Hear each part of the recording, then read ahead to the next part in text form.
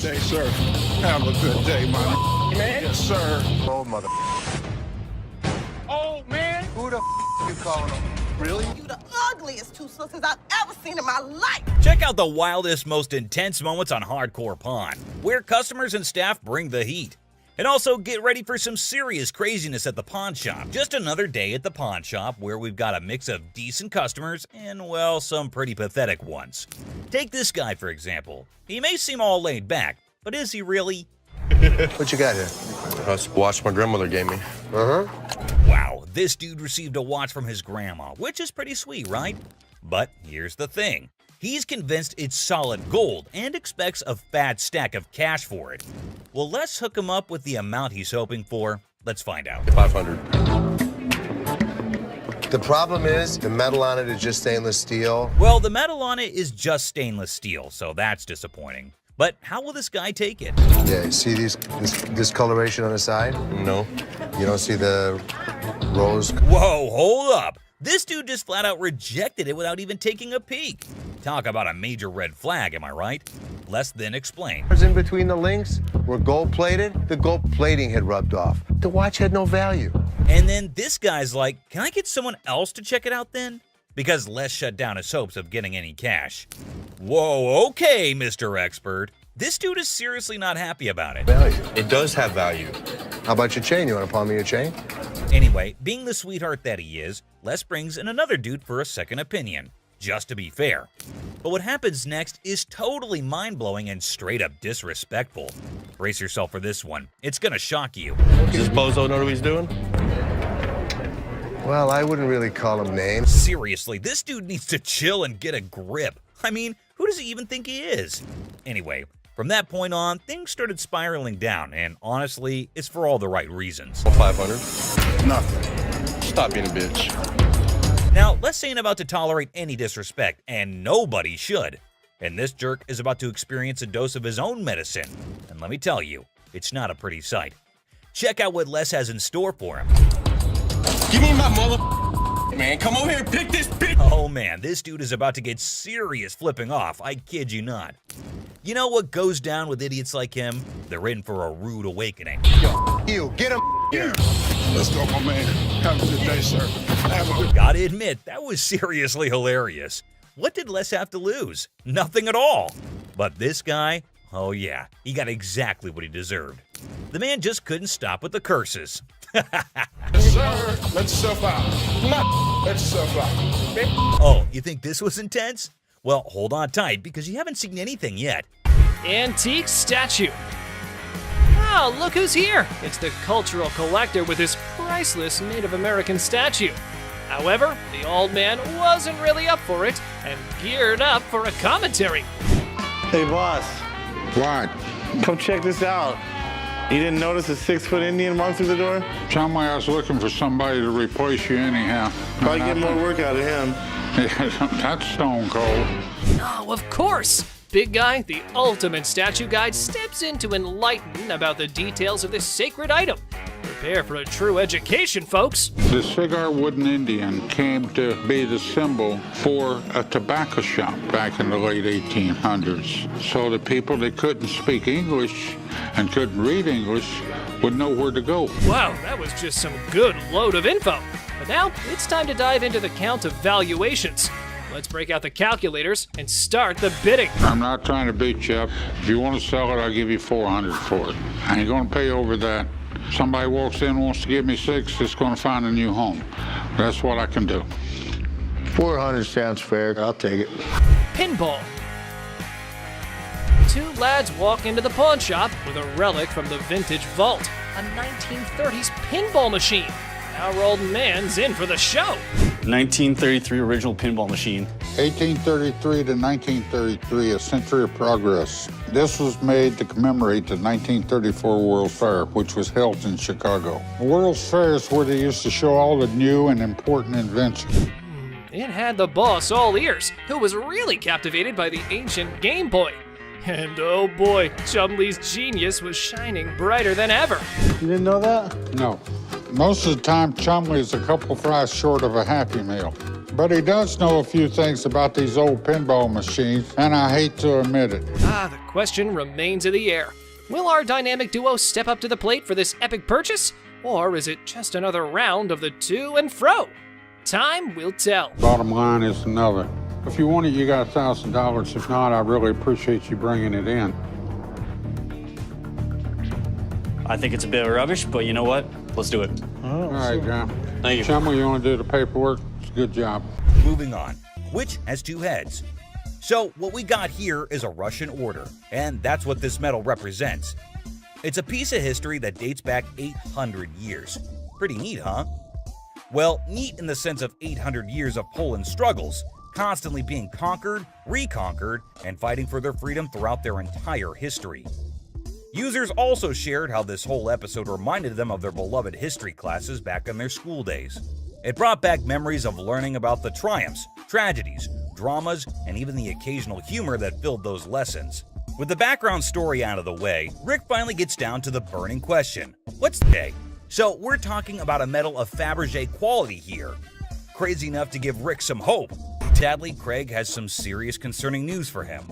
Apparently, the market for this specific medal is pretty thin. He can't cash, but hey, Craig's always got a solution up his sleeve. So he stopped to meet Rick and brought with him some exciting news. He got in contact with a guy in Germany who has a box for this medal, has the ribbon for it, and even the breast star. It's all part of a set, you see, but there's a big hole in the guy's box, specifically for the neck order. And Craig just knew that he finally found a potential buyer for the medal, someone who needs to complete their set. Now, both the parties are ready to strike a deal. One person made a comment praising the honesty of Craig, noting how he offered a price range for the medal that matched its actual value of $30,000 to $40,000.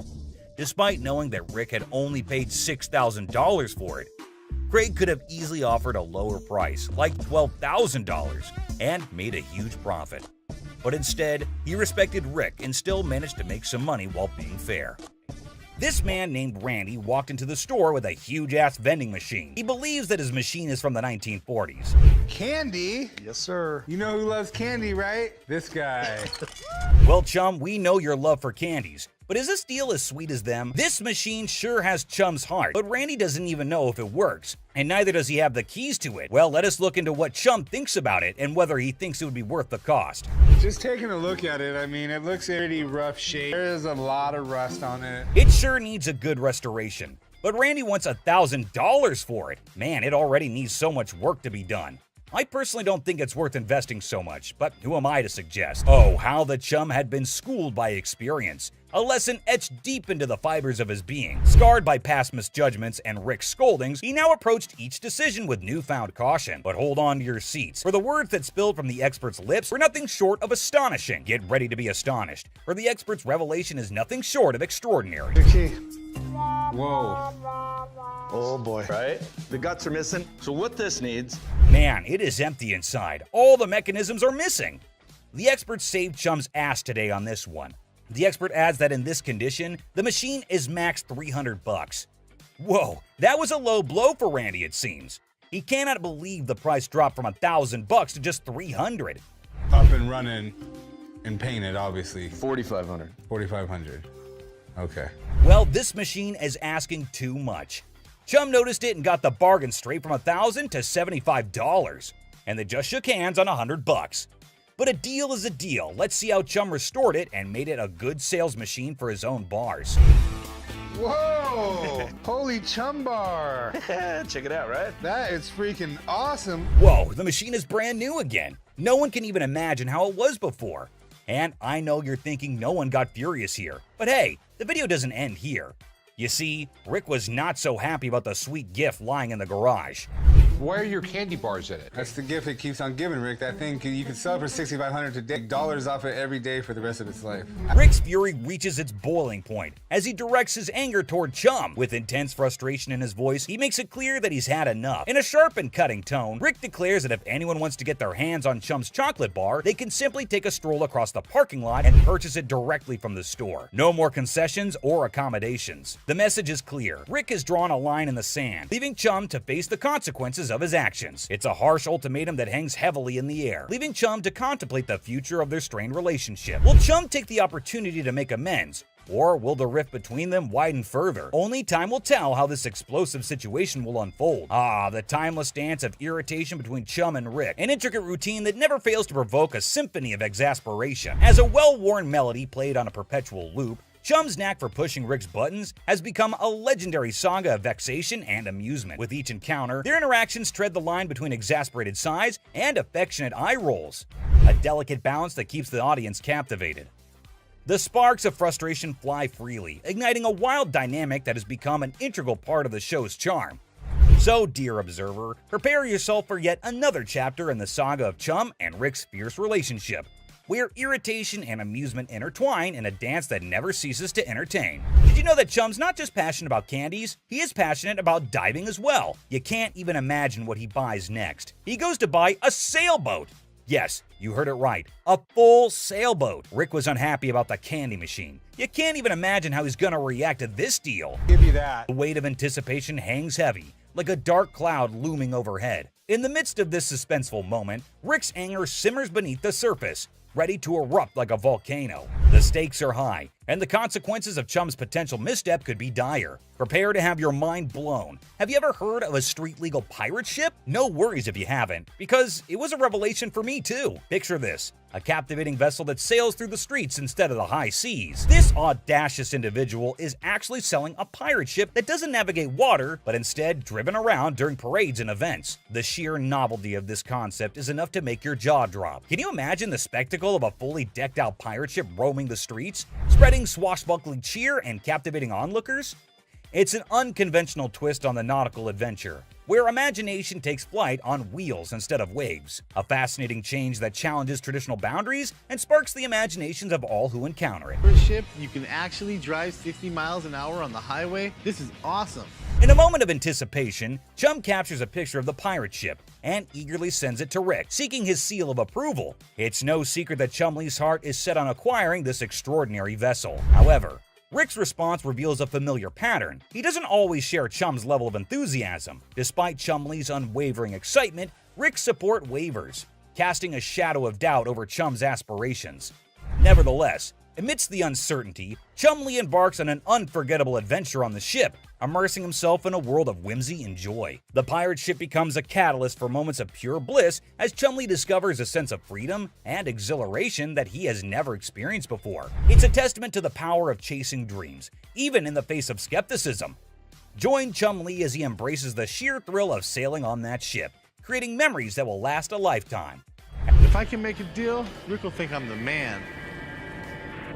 As the wind tousled Chumlee's hair and the weather played its part, a symphony of elements converged to enhance his adoration for the float even further. Each gust of wind whispered its approval as if urging him to embrace the exhilaration that danced in the air. The perfect weather conditions seemed to align, creating an enchanting atmosphere that heightened his connection with the pirate ship. With every passing moment, Chumlee's affection for the vessel grew as if it were infused with magical essence. In the midst of it all, Chumlee savored the joy and freedom that enveloped him, cherishing the sensation of pure bliss as he sailed through the streets on the ship that had captured his heart. As Chumlee eagerly awaits Rick's response, hoping for validation and support, his heart sinks when he reads the crushing words that appear on his screen. Rick's text delivers a blow that pierces Chumlee's enthusiasm, leaving his spirit wounded and his dreams deflated. The message, like a dagger to the heart, shatters the joy and optimism Chumlee had been clinging to. The heartbreaking reality sets in as he realizes that Rick's words don't align with his own deep-rooted passion for the pirate ship. It's a moment of profound disappointment as Chumlee grapples with the stark contrast between his own excitement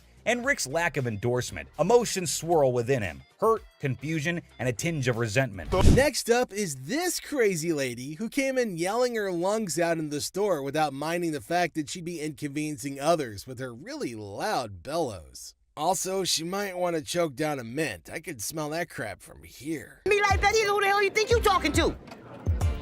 No, I'm talking to you. You know what? I'm gonna come and show your bitch ass. If she knew she wanted privacy, then she could have tried to, make her call more freaking discreet. Hold on. Hey, lady, miss. This is our... Don't follow me.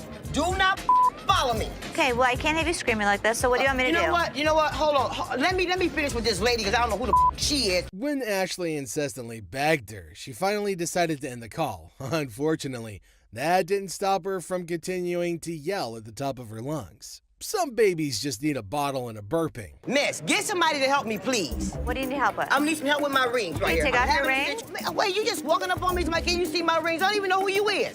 Ashley decided to adopt a really funny tactic in dealing with this particular crazy lady. She decided to annoy her until she leaves. If only that worked with my in-laws. Now, can somebody else help me? Because you... Ma'am, I can help you walk out the door. No, you're not gonna help me walk out the door, because I'm not going out the door until I get some help. That's what I came in here for. Now, can somebody help me other than you? No. Ashley seemed to be having fun dealing with this particular crazy lady, and there's no way she's gonna turn back now. Follow me no more. I won't come back in this bitch. All the motherfucking times I've been coming in here giving y'all my motherfucking and this is how I'm getting treated, y'all.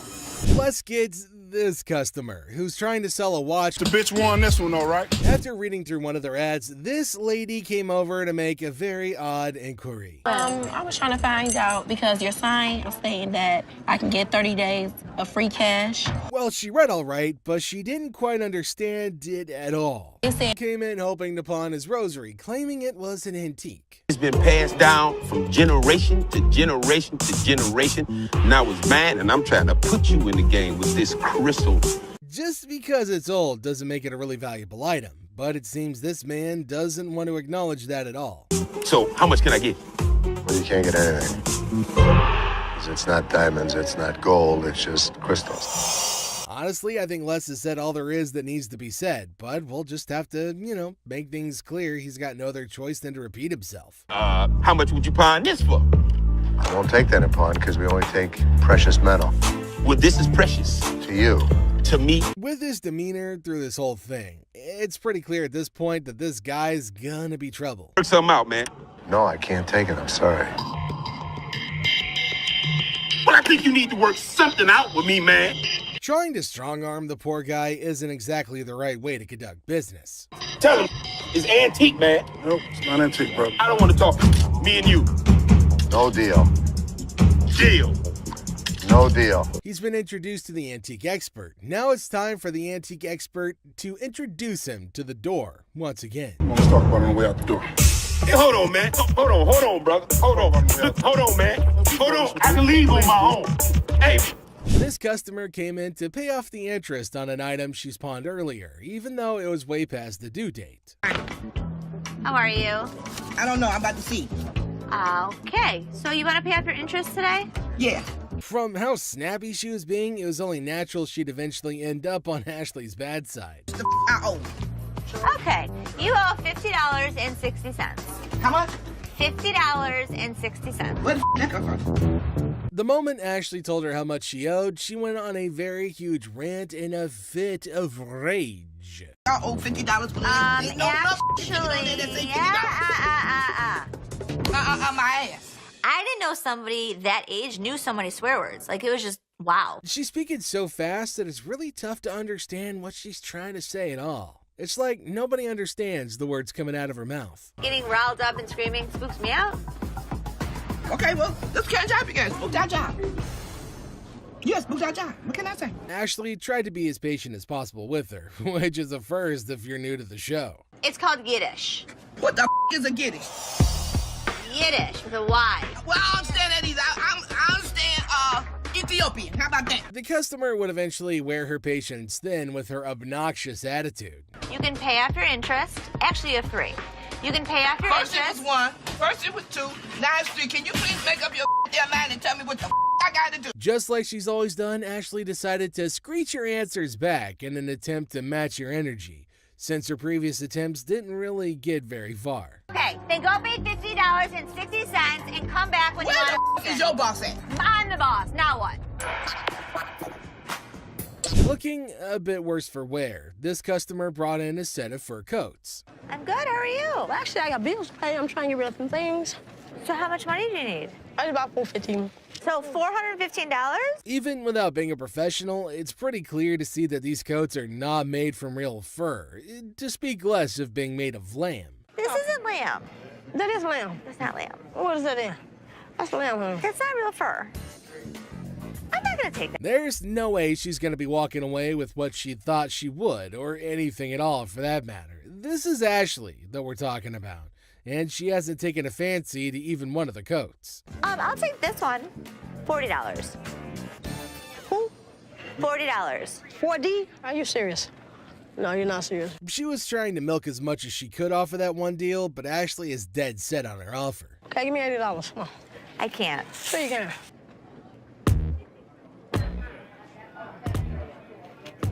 To make sure that things were cool, Byron decided to move closer, the big snuggle bear that he is. Big boy, I like big boys, yeah. You gonna climb up on you, huh? Yep. I say. Ooh, wait, don't get scared now. Come on, Red Ride with you, baby. Who's that there? Of all the customers he's met, this lady's probably the first one who's walked out of the store in a very jovial mood. Come on, keep your eyes on the prize. Yeah, baby. Took it. So this customer walks into the pawn shop looking visibly upset. As usual, Ashley greets him and asks how he's doing. Turns out he's not doing well at all. Here's the reason why. I'm not doing so good. No? My grandma just passed. I'm sorry. I was like, It's really sad to hear about it. Now, he brings along a ring that belonged to his grandmother. He wants to pawn this ring because he plans to retrieve it once he earns enough money. How sweet, right? However, it turns out that the ring is fake, which surprises the customer. Now, this got me thinking. Is he pretending or is he genuinely serious? It's hard to trust people these days, you know? But Ashley comes up with a solution to help him out by pawning his television. Can you guess what his response was? what the f I look like pawning my TV? He starts getting rude with Ashley, which escalates into a heated argument. Then he demands his ring back, and not only that, he insists on being helped by another employee because he's annoyed with Ashley. And guess what happens next? Put your finger in my face. Don't put your finger in. Yep, that's how he ended up there. Crazy, isn't it? This customer's behavior became even more disrespectful. Just to prove that Ashley was completely wrong and useless, that's when, as you saw, the big guy steps in and knocks him down. But he continues to yell and curse at her. Eventually, Byron forcefully removes him from the shop. You got me up. No, let's go. Let me go. Let me go, man. Just when he thought everything had settled down, the customer goes ahead and threatens Ashley, saying he'll come back to get her. Oh dear, that's the biggest mistake he made since entering the shop. We all know what happens when someone messes with Ashley, right? Well, brace yourself and see it for yourself. On the ground. On the ground. On the ground. Dang, the customer was literally scared for his life. Next up, it was just another normal day at this famous pawn shop called American Jewelry and Loan, located right in the heart of Detroit, USA.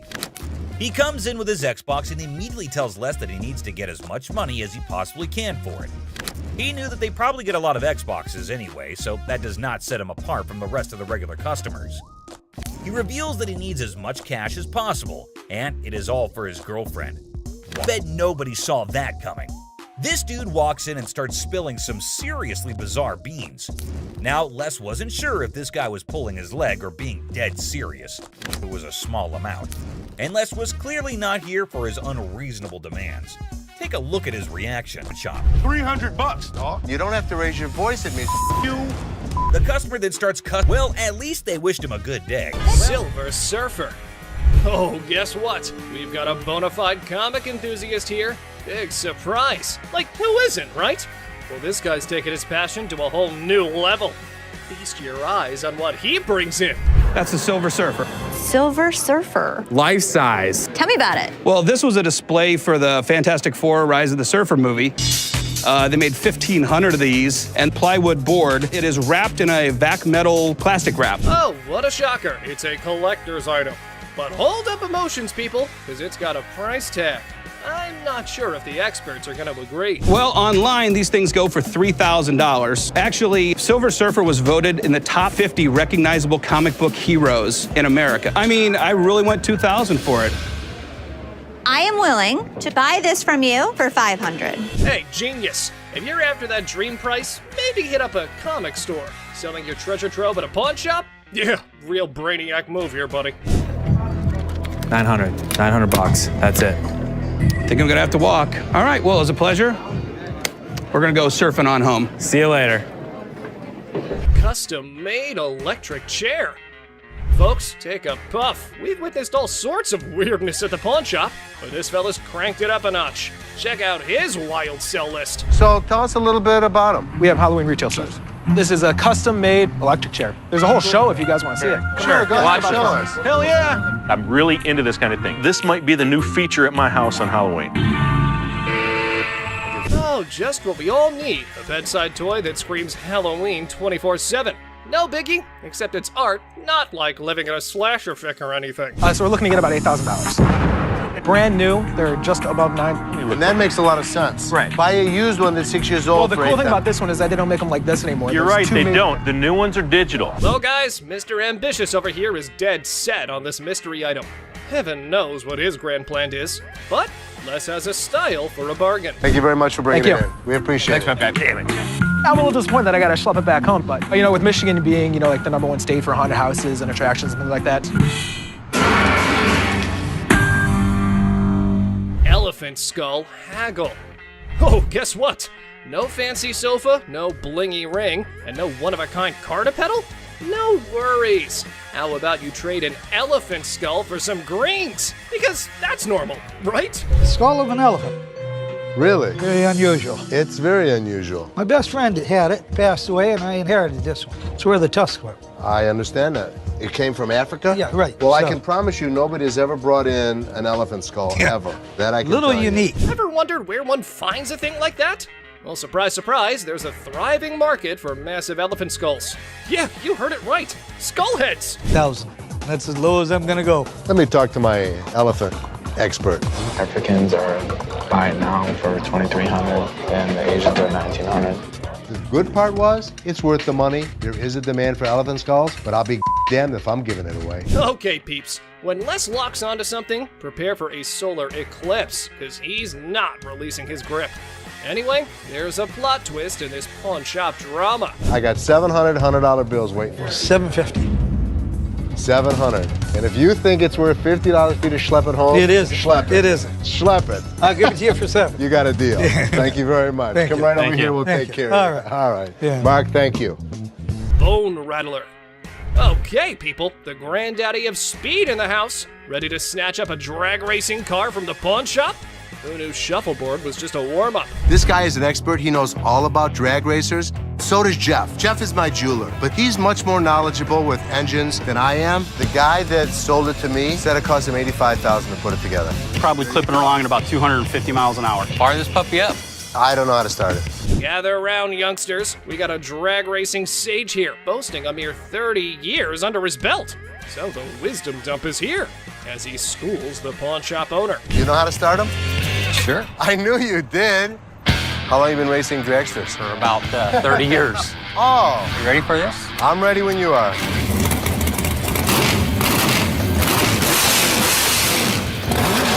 All right, Mr. Been There, Done That. Let's see if your drag racing tales can seal this deal or take a nosedive. Now, coming straight to the negotiation. 20 grand. 7,500. I don't think so.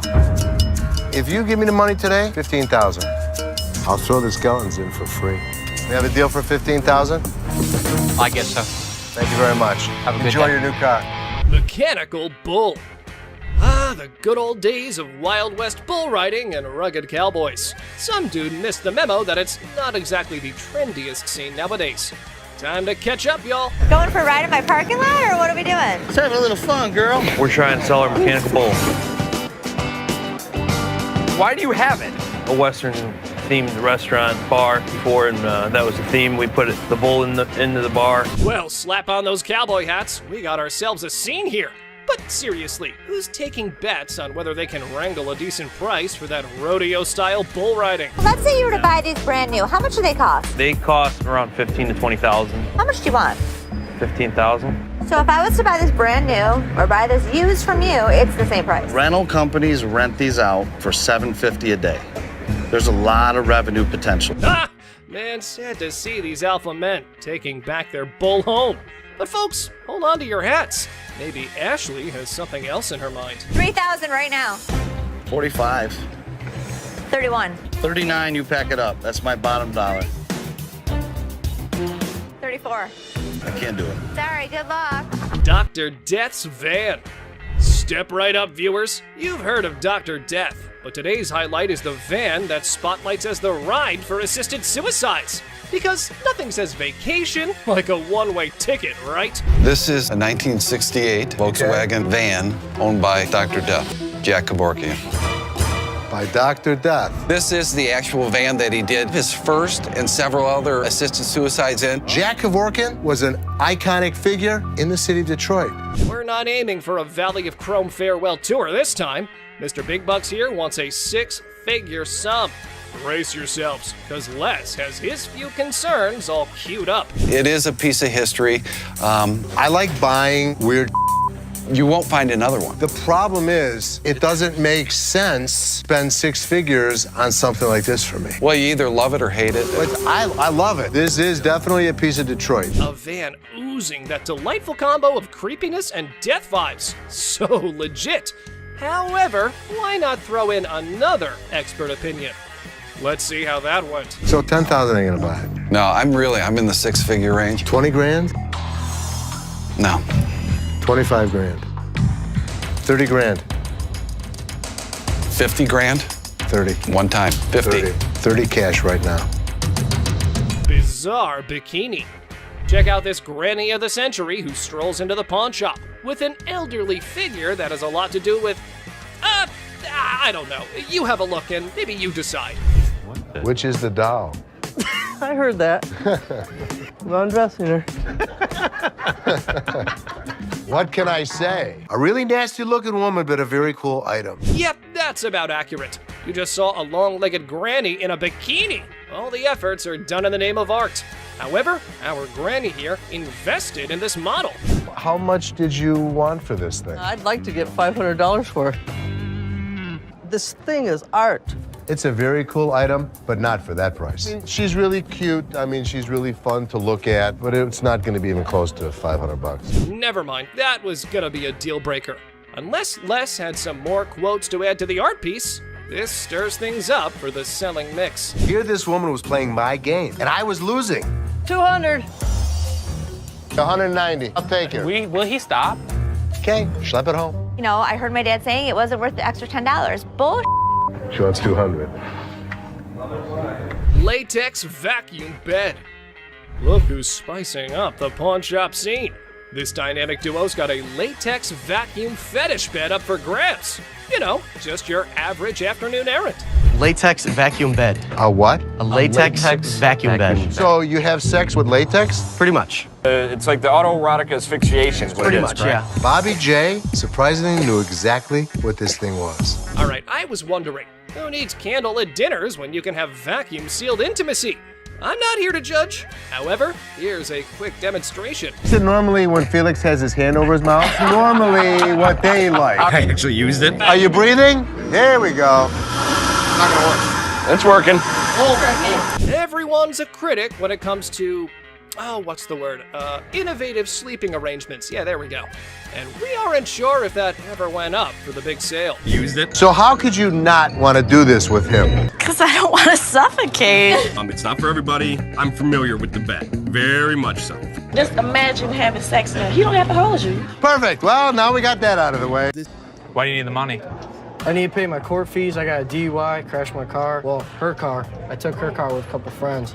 We bet the staff at the pawn shop love their job, if for nothing else, at least for the drama that happens every day. Now, this is one funny scenario. A friend escorts her friend to the pawn shop only to realize that the laptop her friend wants to sell was stolen from her. Everyone is confused as the two friends who came together get into a fight. What the hell? You mean to tell me you don't stole my damn laptop and I don't need them damn kids for this damn laptop or this damn... Take my laptop. Oh, well, whatever. I think that these women were fighting. Now, these women are causing a scene, but they don't care at all. At least the fight's not against the staff of the pawn shop, so Les isn't bothered at all. Just when Les was about to hear the full gist, the friend who successfully got her laptop back came back for a rematch. Les is standing looking lost. My laptop. You walk your punk ass home, bitch. You have my laptop all this time, and I'm taking these down. He got my... The funniest part of it is that the friend who threw things missed them all. She could steal her friend's laptop, but she can't even throw a can at a target? Now, on second thought, this lady's audacity is pretty insane. Did she think that her friend wouldn't notice that it's her laptop, or her friend would just stand there and watch her sell it?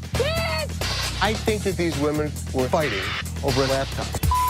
You know what? We ain't even friends no more. You don't come to my house. At least they weren't yelling at us. Little bony ass bitch. Walk home. Get money, bitch. Walk home. Walk home. The man walks in with a unique Native American artifact, and Seth loves it. Things go south when the seller uses Ashley's joke on her. Now, Ashley doesn't like it, and Seth isn't helping matters either. The problem is that Ashley is too emotional to be a businesswoman sometimes. So, the pawn shop loses an artifact because of an innocent joke that was even apologized for. And to think that Ashley started it makes it even more ridiculous. How you doing? Got a few Native American artifacts here for you. This is a tomahawk right here. This is the war club. Resembles you, doesn't it? It's closer to you. It is, right? It's the same color hair. $90? No, actually, I'm not interested. He was rude, Seth. He was just joking. He was not joking. My sister takes things way too personally. He was rude. Why do these guys think they're entitled to money from the pawn shop? Like, there's no law that forces the pawn shop to buy an item from them. I'm just looking for a couple dollars, you know what I'm saying? To be honest, I don't think we're gonna take them, brother. You say what? We're not interested. American jury. Where the is the loan at? Don't try to stare me down either, cause y'all gotta close. This thought he was a badass. As you can see, I'm a badass. They say to be confident when making an offer, but this guy took his confidence freaking overboard. What part of Les does not need his services does Mark not understand?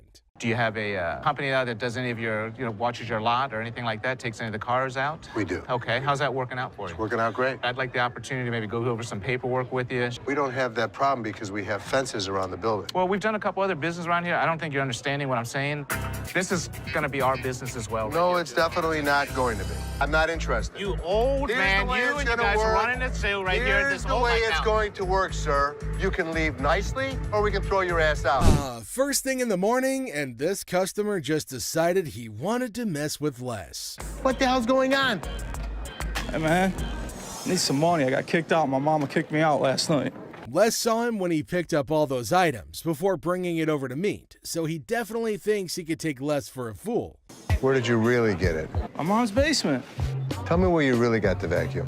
My mom's basement, man. Where do you think I got it from, fool? With how bold this guy's being, even going as far as insulting him, Les couldn't help but get even more furious than he already was. You think I'm that stupid that I didn't see you pull the off the floor? You, what are you gonna do?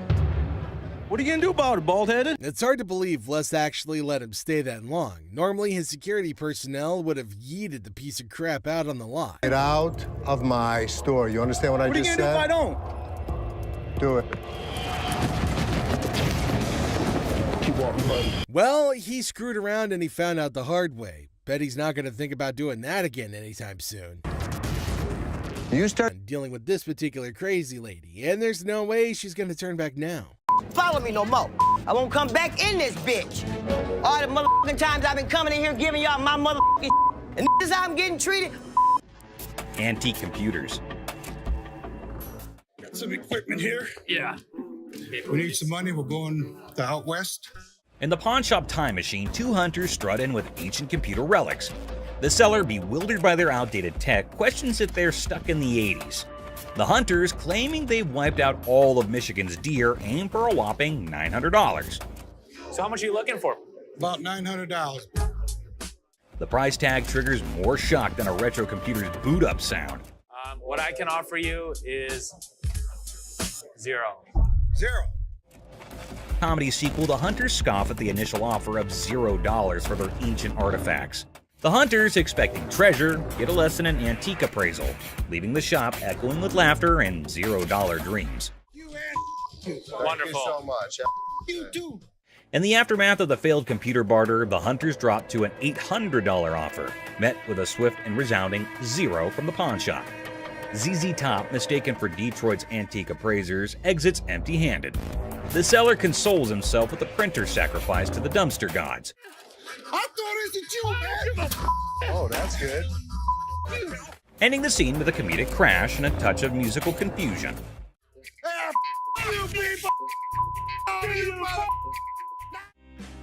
Plump man. Hi. Hi, how are you? Brian, I'm Les. Nice to meet you. I need to get a watch for my wife's anniversary. In Hardcore Pawn, Les Gold faces off with a cheerful, plump customer aiming to sell a watch for his wife's anniversary.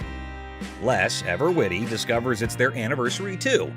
The old man deadpans 25 years, prompting Les to hilariously inquire, "How many happy years, man?" Laughter ensues in this pawn shop comedy. How many years you been together? 25 years. Oh, okay. How many good ones? The pawn shop guru checks out the watch and drops a bomb like a comedy bombshell. How'd you even get this? It's like a fake superhero. Now our chunky hero looks puzzled, like he just missed the joke. But no giving up, he starts haggling like, okay, what's your I don't believe it's real price? Okay, I don't think it is, but if you say it is, well, what are you going to give me for this? I want to trade for a watch. Too bad, the shopkeeper shuts it down quicker than a bad punchline, not willing to spend a dime on what he thinks is a phony watch. Talk about a comedy of errors in the pawn shop. It's fake. I'm not interested in it. Let me see what you got in watches and take. Now brace yourself for the ultimate comedy meltdown. Our plum seller cranks up the chaos meter, throwing wild threats about the shopkeeper's wife and claiming he's seen her somewhere. You're married, right? I am. Okay, I've seen your wife. Lucky you. Yeah, lucky me. I don't think so. This triggers the shopkeeper, turning the whole scene into a chaotic carnival. There's two things you don't talk about. What's that? My wife and my family. In the blink of an eye, security guards swoop in, snatch our hefty hero, and give him the grand exit, escorting him out like the star of an unexpected sitcom. Guess what? Our main guy, kicked out of the shop like a party crasher, hits the street with a style only he can pull off. Think military swagger, but with extra oomph. But wait, there's more. He starts yelling all sorts of wacky stuff, turning the sidewalk into his own stand-up comedy stage. Mama and Daddy laying in bed. It's like a roller coaster of laughs. First the weird pawn shop deal, then the crazy threats. And now he's strutting like he's the sidewalk general. If you're up for a good giggle, this video is a must-see. It's like a comedy buffet that'll have you grinning like you just discovered the ultimate joke. Get ready for hilarious adventure. Need help? Hey, who around here to help me with this? Hold on to your hats for this crazy video. There's this super hyper dude who charges into a shop, making a fuss like it's the biggest emergency. And get this, he decides a random table is his new chill zone. Let me lay on this mother. Let's see. What's this? What's this for what? No rules, no worries, just pure wackiness. Get ready to laugh your socks off. Get a load of this. A serious lady walks into the chaos, totally shocked by the craziness. She's all polite, asking the lovable crazy guy to hit the road. But guess what? He's on a whole different planet. That's what I've been screaming for. Come here. This is baby, right? Get your ass over and shut up. Instead of leaving, he's like, "Hey, join me on this table for a weird chat." They're both lying on the table, talking and joking as if they're old friends. It's not just hilarious, it's ridiculous. No, I ain't getting no. Get off that bed. What the you gonna do? Wait for it. The madness keeps going. Out of the blue, a security guard and the lady's dad crash the party, and they're not having any of it. Can't get over how. Look, I ain't even looking at this mother. The scene is just too much for them. Team Serious mode activates, and they start shouting at the eccentric guy like, "Out, ASAP," with some epic pushes. They boot him out, leaving everyone in the shop totally confused, but also in stitches. Don't disrespect my daughter in life. It's like a comedy ninja showdown. This bizarre and hilarious incident is a comedy masterpiece. It's a roller coaster of hilarity, from the wild guy's antics to the unexpected camaraderie on the table, and the chaos with the security guard and parents. You don't talk about my daughter. You understand that? This video is about giving up of the seriousness and diving headfirst into the fun of being a little wild and having a good time. Get ready to laugh until your sides hurt. Bitch, you put his mother hands on me. Where's Seth ass at? Little small talk. Watches. Get ready to giggle. So there's this new lady in the shop who's decided to be a rebel. She goes all sneaky and puts the shop's watches up for sale online without telling anyone. Now imagine the staff just standing there scratching their heads like, what in the world is going on? But oh, it gets better. Said you wanted to know if Tressa asked me to put anything else on the internet? Yeah? Well, she did. This concerned guy sprints to the owner like he's in a marathon, spilling the beans about the lady's secret watch-selling mission. It's like a comedy of errors in a local shop, and you won't believe how funny it gets. She asked me to put a watch on the internet. She didn't ask me, no. John came up to me. She didn't ask you? Hang tight. The boss decides it's showdown time with the troublemaker. Picture this. The crazy lady, completely clueless about her mischief, storms into the room and starts arguing with the puzzled staff. I didn't ask So him. he wouldn't just offer it. Right. You said to come to one of you guys. Well, before I would have bought it, I would have came. She's all like, I'm just an employee, not the owner. It's like a sitcom gone wild in that local shop, and you won't believe how absurdly funny it gets. Was it a possibility? I pulled it out. Okay, you went around the bush and kind of asked them. Hold on to your laughter, because things go from crazy to cray-cray. The lady trying to make a grand exit dramatically throws her keys at the owner. It's like a superhero tossing a cape, but with keys. I wasn't even sure if I was going to. It's fine. The whole scene hits peak absurdity as the keys fly through the air, and everyone's just staring, jaws on the floor. Meanwhile, Our Lady confidently struts away, leaving the staff scratching their heads like, did that just happen? It's a hilarious roller coaster, and you won't stop laughing. You weren't as big of a bitch. I was wrong. Excuse me? Get the out of here. Get set to lol. This funny video is like a crazy ride with surprises, silliness, and a hint of madness that'll have you laughing without a pause. The twists and turns make it a hilarious and chaotic experience for anyone lucky enough to catch the shop's wild antics. Brace yourself for a good laugh as you watch the madness unfold in the side-splitting comedy script style video. What did she say? That I am the bitch. Get the out of here. Penny pincher. Get ready to chuckle. This hilarious video is all about a super energetic girl trying to convince her super penny pincher dad to hire more security for their shop. She's all passionate like, Dad, we need extra protection. But oh boy, her dad's like, nah, that's just throwing money away. Adding an extra night security guard is an expense we don't need. Dad, I just don't understand. The funniest part? When the argument gets so wild, the girl pretends to be super angry and storms out of the room. It's silly, it's amusing, and you'll be laughing your socks off at their crazy fight. Every single time I have an idea and I bring it to your attention, he then has to walk in. Hold on to your funny bone. This comedy video is pure chaos when the staff walks out, and surprise, the roof is missing. Peeled the roof off? Yeah, they peeled the roof. Yep, someone peeled it away like a giant banana. Imagine the team head scratching in disbelief. Their shop literally got unroofed. The alarm company called. They thought it was a false alarm. Is anything missing? I have no idea. Now, here comes the kicker. They start worrying it might be a sneaky robbery. Cue the panic as they sprint to check the CCTV, hoping to catch the audacious roof peeler in action. Get ready for a laughter-packed roller coaster as they dive into this hilarious investigation. Get ready to laugh in this super funny video. They got two guys. So they get through the internet room, jump in. The staff at a quirky shop freaks out when they find out someone peeled off the roof for a supposed robbery. Total chaos, right? So they go all detective and check the CCTV footage. But wait for it. Turns out, not one, not two, but three guys break in. And here's the kicker. Looks like they grabbed the coat right there and then out. So these guys could have been part of a three-man team. One of them ends up hiding inside the fridge. It's like a comedy show gone wild, leaving the staff scratching their heads and everyone else in stitches. You won't believe the crazy twist in this comical caper. We got broken into last night. Took a fur coat and ran out. I told you that security should have been here at night. Pregnancy deal. A pregnant mom walks into a pawn shop, excited to purchase a wooden horse for her unborn baby. I was just here last week and I seen this horse that y'all had and I really want it. I didn't have the money last week. For sure. You saw it? Where is it? It's right over here. Sure. When are you due? Well, I'm due next month. Oh, it's your first? Yes, it is. Oh, but the down part was that she has no money. How unfortunate considering her husband left her.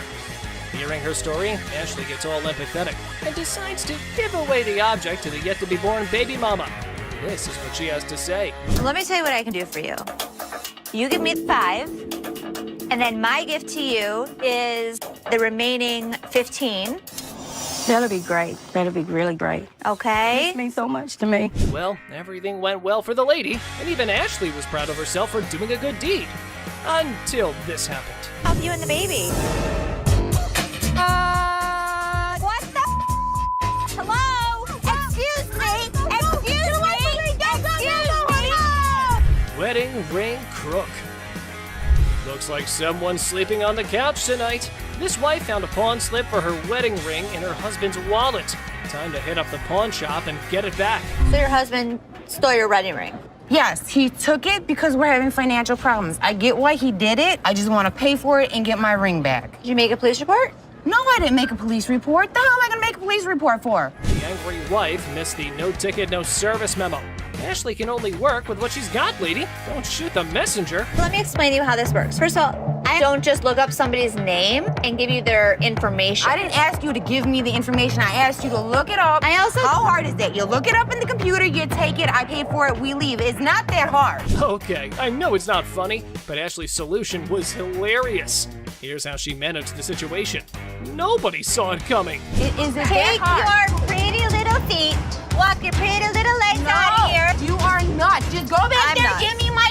How hard is that? You can't just go back there, type in a name. It's time to go. The only person you should be threatening is your husband. Invisible friend. A guy trying to pawn a fake bracelet walks into a store with his imaginary friend. However, Les was skeptical until the friend started haggling for a better price. My partner right here, Robert, we want to pawn this. You're who? My partner, Robert, right here. Here's a person talking to an invisible friend, but I didn't see him. Well, well, well. Robert, the imaginary friend, needs a reality check. Maybe this dude should stick to playing pretend more believably. After all, the pawnbroker here is no fool. Robert, tell him, Robert, tell him. This is worth 200. 200. It was a stainless steel bracelet that we don't sell here for $10. There was no way he was gonna get anything. However, his get-rich-quick scheme wasn't so quick after all. The customer's face fell faster than a lead balloon. This is how we reacted to the situation. And he talking about he can't give me nothing for this. What the is that? You know, come on, let's go to the outside. I gotta look at it a little bit more better. All right. I ain't leaving. I'm not leaving, man, until I get some money. I'm not leaving, man. That man, let me go. Stolen telly. This lady's ex-boyfriend pawns her TV for some quick cash. With determination, she enters the pawn shop and confidently declares, "I'm here to rescue my kidnapped TV." I need to get my stuff, my 2 TVs. I need your ID or the tickets. I don't have no ticket or no ID. My stuff was stolen and pawned from my boyfriend. We need him or the tickets. Or... What you need him for? He ain't even nowhere around. Ah, the policy police strike again. No ticket, no claims allowed. And in a spectacular display of logic defiance, here's how she responded to the situation. Listen! Don't open on my window! Bitch! Well, if I'm gonna have to get ratchet, you don't pound on my window! Yes, I can! No, you can't! Oh boy, it seems like someone stirred the hornet's nest. But fear not, Ashley swiftly shut down those threats like a master conductor. Lesson learned, universe. Okay. Oh, please. Bye. See ya. No. You're crazy. Yeah, I am crazy. Watch Les, the shop owner, and an angry customer have a loud and dramatic fight in the pawn shop. It's intense and filled with a lot of yelling and arguments. Les hilariously negotiates over home decor, turning it into a Detroit-style showdown of insults and laughs, leaving everyone confused and scratching their heads. To get out of here. Experience the chaos as a sweaty man in a shark costume demands $800 at a pawn shop, leaving the bewildered staff grappling with his bizarre requests. We don't give out receipts. Ashley meets Lisa, who claims they're old pals from the pawn shop world. Ashley's face is a mixture of confusion and amusement as she tries to recall Lisa from the past. It's like a game of memory gone wrong, with Lisa insisting that they're besties while Ashley's scratching her head, wondering if she's entered the twilight zone of pawn shop encounters. Like instant unconditional love for me. She doesn't know me. I'm coming. Lisa's affection for Ashley kicks into overdrive, leaving poor Ashley feeling like she's in an episode of a pawn shop soap opera. Lisa's suggestion of exchanging numbers adds a sprinkle of awkwardness to the mix, like a sitcom scene gone awry. I do like you. No, you lied. Lied to you. I mean, it's just a suggestion.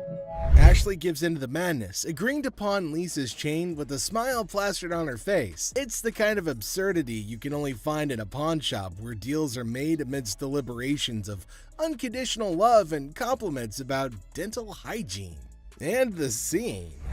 So, how much did you get on this? I get last time 120. Okay. Bizarre encounter unfolds as a man dressed in a sweaty shark costume barges into the pawn shop demanding $800 for the costume. Identifying himself as Les, the man claims to be a professional mascot by day and a dancer by night, specializing in hyping up crowds for shark fights. His erratic behavior and peculiar demands leaves the staff bewildered and grossed out, especially when he tries to persuade them to try on the costume despite its unpleasant odor.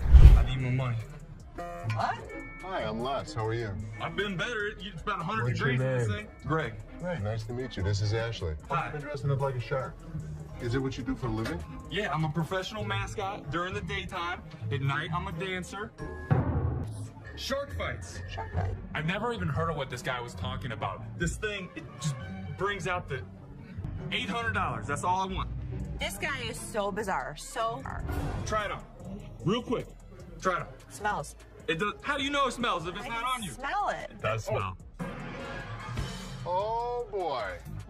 Les persists in his demands, insisting that the costume is unique and irreplaceable, despite comparisons to generic Halloween costumes. To demonstrate its allure, he persuades an employee named Rick to try it on, claiming that it'll make him feel empowered. But then something strange happens. Another worker interrupts, reminding Les of an earlier deal and pushing him to speak with his father. The customer becomes more hostile and threatens the crew with horrific imagery as tensions rise.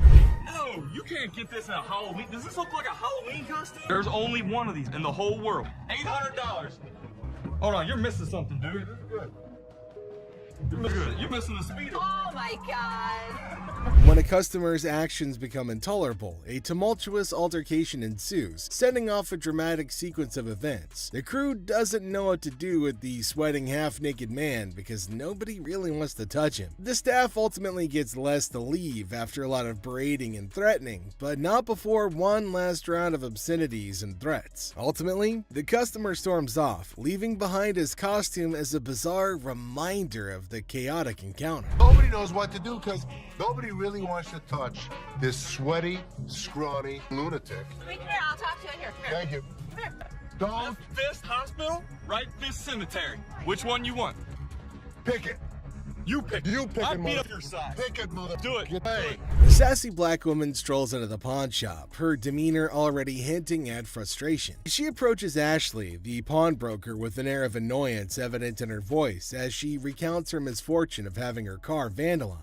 Pawn my necklace kinda pissed off, you know, some little hating ass bust out my windows of my car, she vents. Now she's here to cash in on her necklace, a purchase she once valued at $400, now looking to squeeze out $200. But Ashley's response isn't what she expected. Instead of a quick agreement, Ashley questions her authenticity of the necklace's diamonds, setting the stage for tension to escalate. My necklace, kind of pissed off, you know. Some little hater ass bust out my windows in my car. That's why I'm trying to pawn this necklace. I paid $400 for it. I'm looking to get $200. What you think?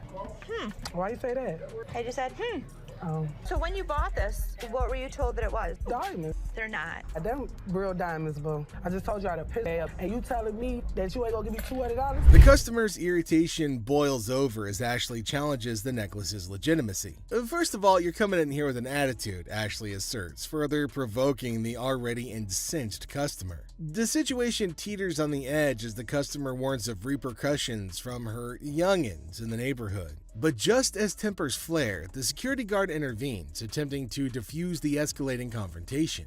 However, the customer's retort, claiming the diamonds are breathing, only adds fuel to the fire, exacerbating the friction between her and Ashley. Okay, first of all, you're coming in here with an attitude. I don't get. Well, I'm not interested in this. If you keep playing with me, I'm gonna get real mad. This is a recession. Hey, I need the mother money, all right? Is you gonna give me the money or not? I got some young that'll come in the hood, tear it up. What are you gonna do? Is that the security guard? Let me explain to you something. This is fake. Don't you see? The diamonds is breathing. The diamonds are breathing? The diamonds is breathing. Are you serious? As tensions peak, the customer's threats and insults intensify. "Get out of here, you ain't gonna give me my necklace," she snarls, her anger palpable. The situation spirals out of control as she lunges towards Ashley, prompting the security guard to step in decisively. With firm hands, he escorts the irate customer out of the store, her voice echoing her fury even as she's forcibly removed. The scene ends with a chaotic crescendo, leaving Ashley to exhale a sigh of relief as the door slams shut behind the departing customer, bringing an end to the tumultuous encounter. Get out of here. You ain't gonna give me my necklace? Here you go. You ain't. Don't touch me. Oh, I'll catch you outside, you dirt. No, you better not touch my thing. I'll beat your tall, gumpy ass up. I shoot her ass up. Les gets a visit from a guy claiming he's on a mission from his wife to find furniture. A husband sent on a quest for home decor by his better half sounds like a scene from a comedy. Now, Les is prepared to negotiate, but as soon as they begin looking through the goods, things get hilarious. Well, here's the deal. I just moved from New Jersey. My wife and I. We just bought a house, and she sent me here. She said, see what you can pick up. Perfect. Let's find some. You gonna clean all that up before I buy it? That's why it's so inexpensive, right? Really? Yeah. I gotta tell you, man. We have used furniture that's used. That's why it's $397.77. Really? Well, I only got $200. The customer isn't overly impressed with the couch's condition. Although he has a budget, he's unwilling to spend money on something that appears to have been through a muddy wrestler's match. The banter gets funnier as the customer tries to negotiate while Les defends the integrity of his used furniture. All right, man, let me try, man. I'll tell you what, my shoes are cleaner than this couch. Then don't buy it. Make me a deal. I got cash in my pocket, man. Wow, Come on, man. $200. Come on. The customer's insults towards Les and his family turn things from funny to completely ridiculous. It resembles a farce gone wrong, with insults flying more quickly than a tennis match. Les, ever the professional, maintains his position, but the level of absurdity is escalated by the customer's attitude. This is not the way we operate in New Jersey. What kind of operation you guys going on, man? I bet you're not here far. This was actually my couch. We had a reupholster and I gave it to Ashley. Is that right? Yeah. Is that your daughter? That's my daughter. She must be nasty, too. What did you just say? Don't make my... Come on, man. This is how we do it in the deep. Yeah. The customer's rudeness hits a peak, and Les puts his foot down, Detroit style. It's a showdown worthy of a Wild West movie, complete with threats and a swift exit. The customer's departure leaves everyone scratching their heads, wondering what had just happened in the wild world of pawn shop negotiations. I got $200. Yes, sir. I'll go someplace else. That's the dirty D right there, baby. Where'd he go? I think he went back to New Jersey, sir. In this wild pawn shop showdown, a woman marches in ring in hand like she's about to solve the mysteries of the universe. While she's trying to pay her past due rent, her diamond ring steals the show. Like a souffle in the microwave, the tension increases with every second that goes by. A heated discussion regarding the truthfulness of the ring is started when the pawnbroker examines it with some suspicion. The woman demands $200 like she's negotiating world peace, but the pawnbroker's offer of $80 sends her into orbit faster than a rocket with a grudge. And the air crackles with sass and disbelief, leaving everybody wondering if this ring is ever going to find its way home. Yes, ma'am. I was coming to pawn my ring because I have to pay my rent. It was due a couple weeks ago. Oh, okay.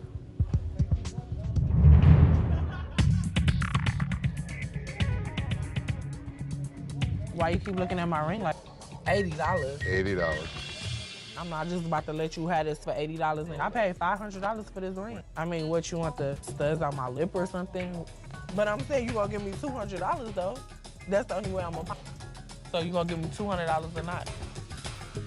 The woman drops a bombshell just when you think the drama's reached its climax. She hasn't given up her ring for pennies. She challenges the pawnbroker to either pay her $200 demand or face the repercussions. It's similar to seeing a high-stakes poker match, but with more bills that are past due and, lip studs. The standoff reaches its zenith in tension greater than that of a family-sized lasagna, and everybody's left wondering who's gonna blink first.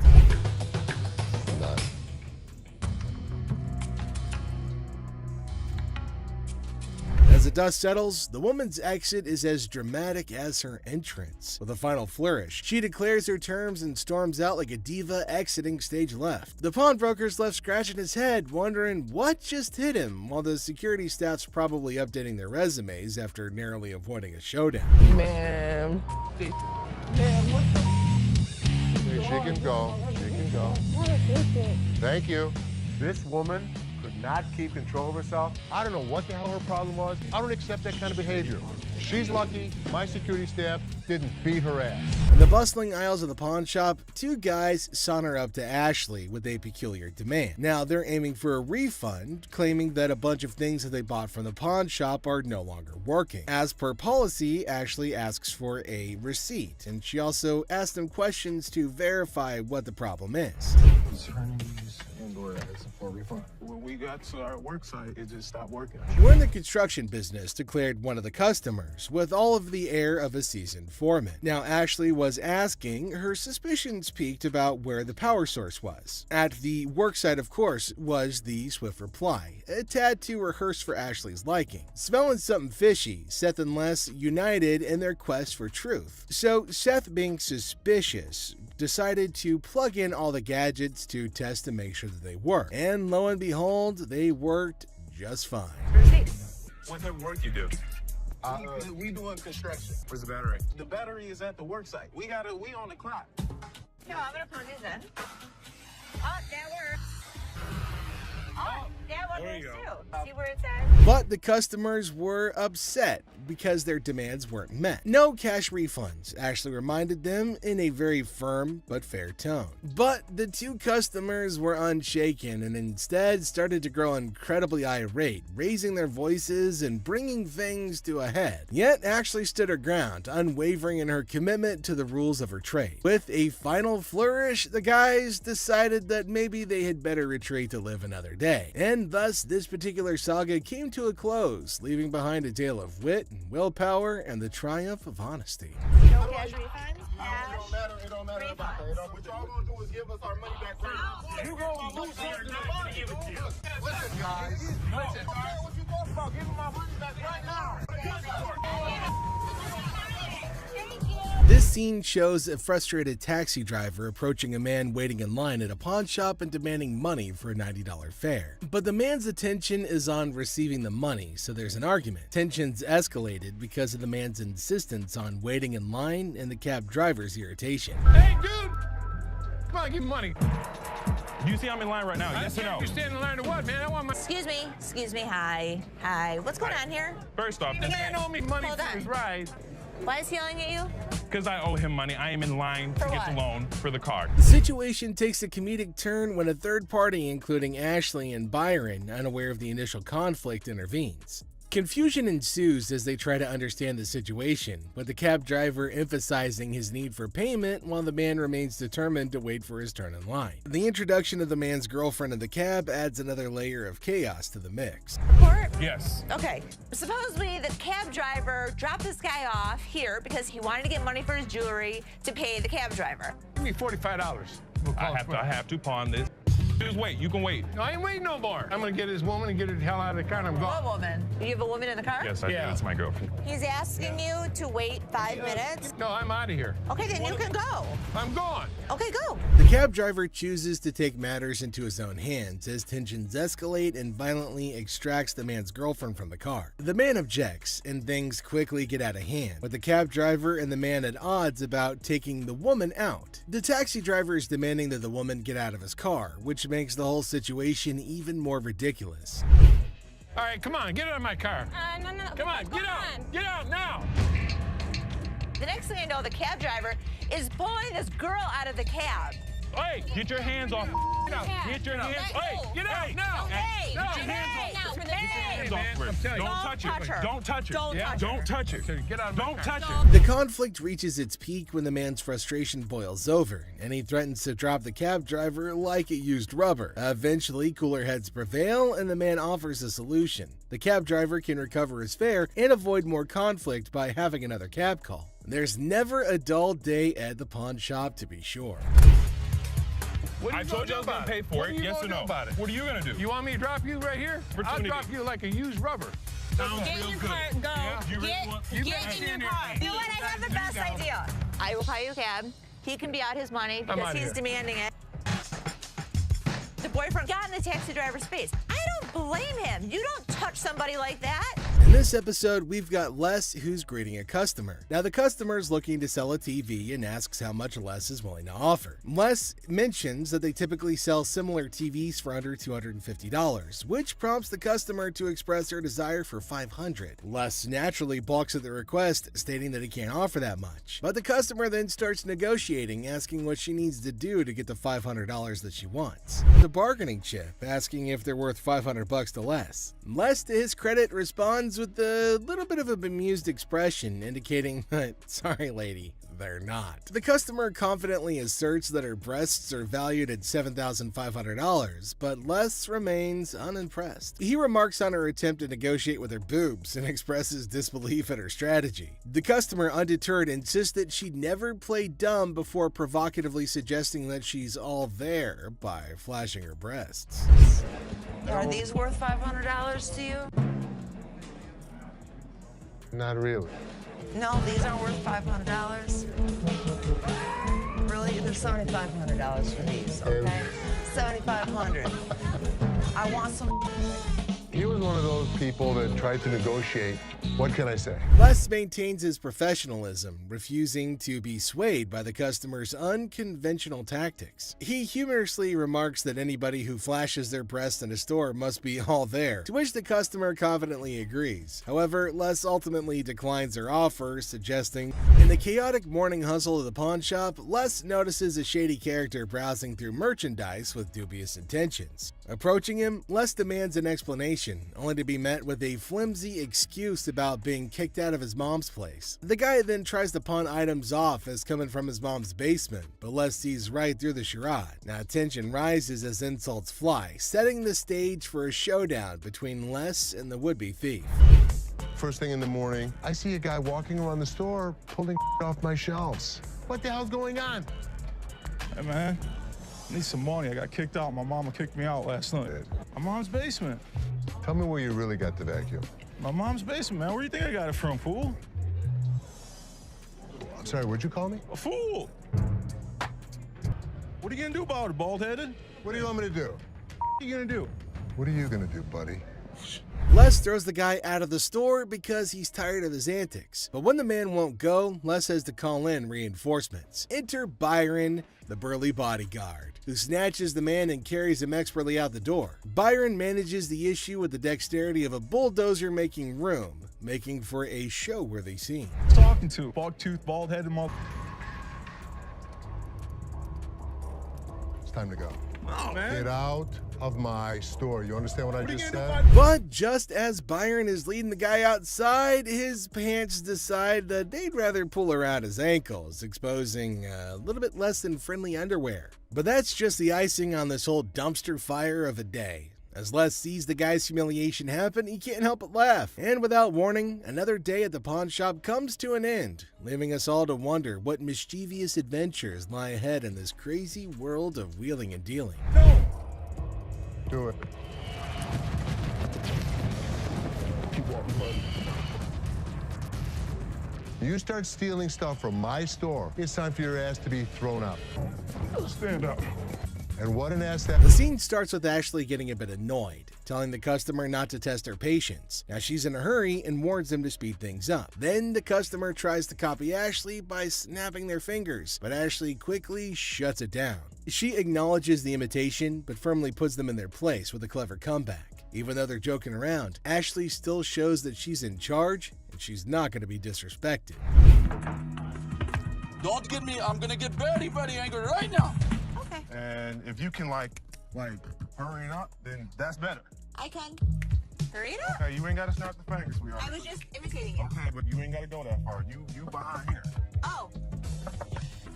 Okay. Okay. I don't really have all day for this. You want 20? I want 40. Things escalate when Ashley catches the customer imitating her again. This time, she's not as amused. With a mix of annoyance and humor, Ashley tells her to knock it off. She's not playing around anymore. Finally, she wraps things up with a funny twist, saying goodbye with a playful fake travels instead of the usual safe travels. It's a perfect ending, showing Ashley's authority and humor all in one. Are you imitating me?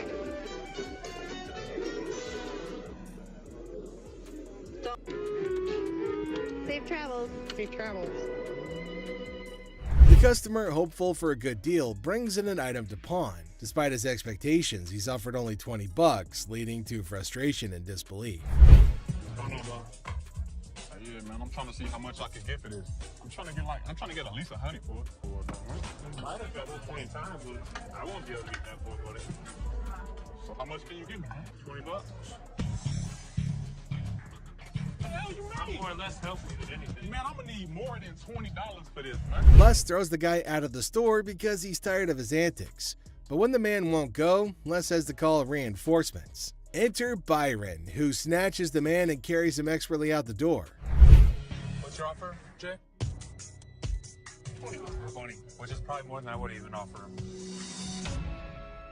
I need my money. I understand. I'm gonna need at least $100 for this. You paid $200 for that, I overheard? Yeah, I mean, really, you paid $200.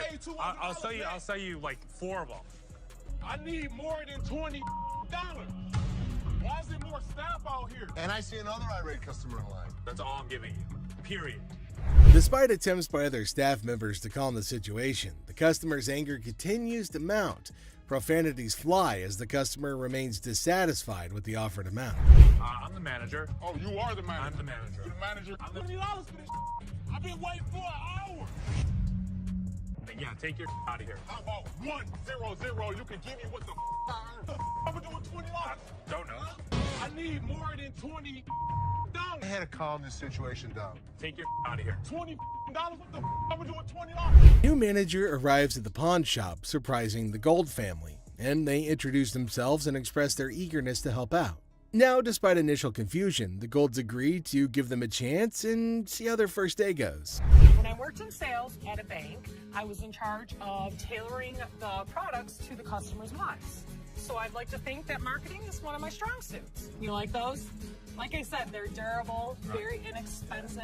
What do you guys want to do? Do you want to purchase or put them in layaway today? Definitely. All right, I'm so excited. I got my first sale. So what do you think?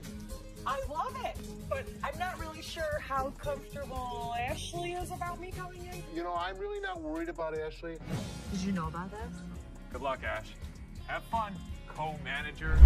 The new manager showcases their sales skills, confident in their ability to tailor products to customers' needs. Despite their apparent enthusiasm, several family members question the comfort level and suitability for the position.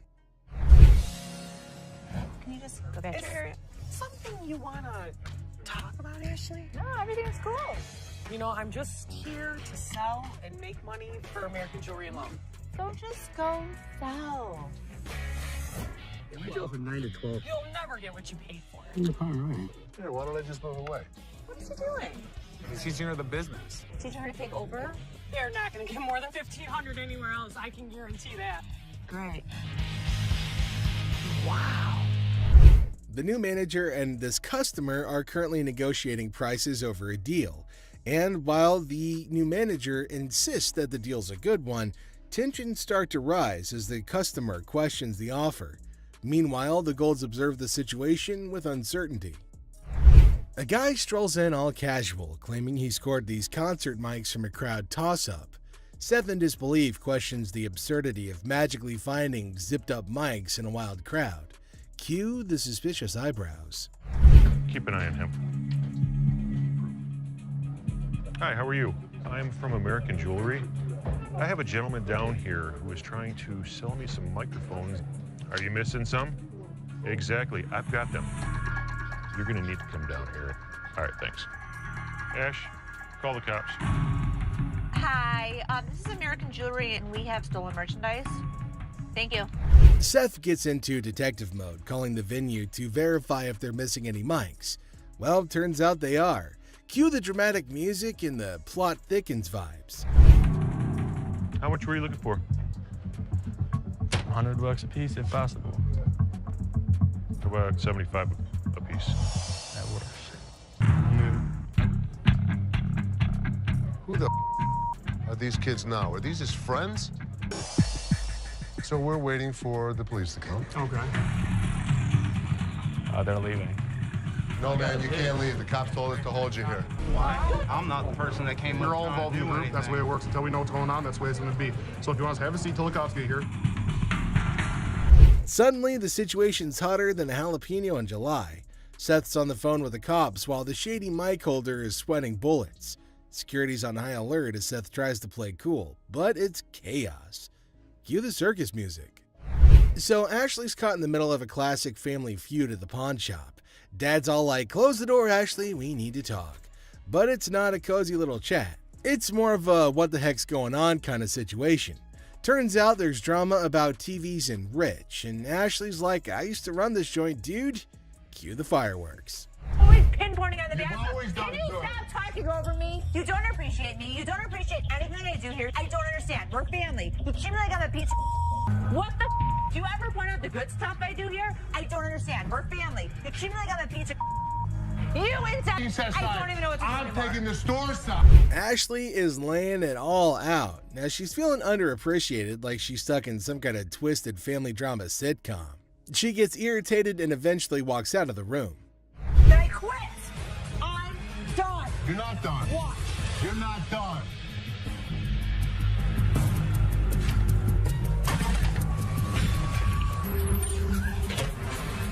Ashley, one last time. If you walk out that door, don't ever come. What just happened? Ashley just quit. She walked out that door. She's not happy with the way we treat her. I cannot deal with it. I'm out. I don't care what he says to bring me back. I'm done. When you allow your emotions to run a business, it's the worst thing she could ever do. You're gonna lose. But if you thought that was it, there's another surprise twist as Ashley drops a bombshell openly declaring that she quits and that she's done, and then she pieces out, leaving everybody in shock. But Les is stuck scratching his head, wondering what the heck just happened. But Ashley has made up her mind. Emotions run wild and business gets a kick in the gut. Classic pawn shop drama. Get ready to chuckle as we witness an overenthusiastic customer diving headfirst into negotiations with Ashley over a watch. With all the finesse of a bull in a china shop, he throws out a laughable offer of just $75. Ashley, ever the comedic genius, bats it away with a playful smirk. But hold on to your hats, folks, because our customer isn't done yet. He dramatically ups the ante to a jaw-dropping $599 despite the watch being worth nowhere near that amount. Now, before you say something, now I'm gonna be honest with you. This right here, it's worth a lot of money. So, this, I should get some change back. Hold on, wait a minute. This is worth, look at it. 2 and add 3 more zeros with it. 2,000, baby. Me out, and guess what? You gotta give me some change. Our intrepid negotiator isn't about to back down. With the confidence of a superhero, he insists that this watch is worth its weight in gold. Quite literally. He even flaunts a fat stack of cash, convinced that he's about to seal the deal. But Ashley, bless her heart, isn't buying it. She keeps a straight face as our customer sails further into the sea of absurdity, refusing to cave to his outlandish demands. Okay, and it's worth $2,000. It's rare to find a $2 bill that got red in it. Now tell me they ain't worth $2,000. I'm about to go deaf right now. Well, no more than that around your neck. You understand me? You little chunky, draw-looking person. Okay. Now hold on to your sides before they split, because things are about to get even funnier. As our customer cranks up the theatrics, Ashley's amusement hits an all-time high. With a twinkle in her eye, she gently reminds him that the watch isn't exactly a crown jewel. But our negotiator, bless his delusional heart, won't take no for an answer. Ashley keeps her cool, relishing every moment of this side-splitting showdown.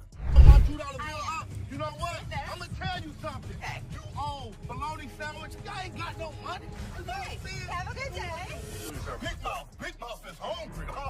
Real funny, man. Y'all be killing me. I'll pawn you. Matter of fact, that $2 bill, you can... And now the moment we've all been waiting for, the finale. Our customer's frustration approaches a boiling point, but Ashley, ever the queen of comedy, doesn't miss a beat. She continues to milk the situation for all it's worth, leaving our customer red-faced and defeated. And just like that, he storms off, leaving us in stitches as he hilariously fails his attempt at negotiation. Next up, we've got a furniture fiasco as a man discovers a one-of-a-kind table, only to have their excitement interrupted by another customer demanding that they vacate the throne.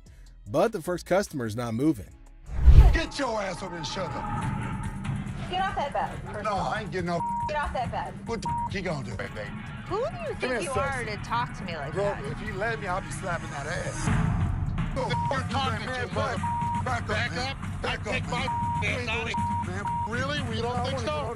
You don't think so? Tensions skyrocket amidst the customer's verbal barrage, but fear not, for Ashley steps in, serving sass and shutting down the disrespectful discourse. Honestly, with Ashley, who needs a savior in sparkling armor? Here's the way it's gonna work. You don't disrespect my daughter in my store. Get the out of here. If this guy ever shows his face in this store again, we're gonna kick his ass. Gonna get your hands off Really? me, man. Really or what? We go You're back, man. disrespecting my daughter like that? Ultimately, Les has to step in and settle the score by enforcing the rule and ejecting the unruly patron. With one stern glance, Les sends the troublemaker packing, restoring peace and reminding everybody that disrespect isn't welcome in his kingdom. The scene kicks off with Grandma storming into the pawn shop, demanding her money back for a purse that she claims is fake.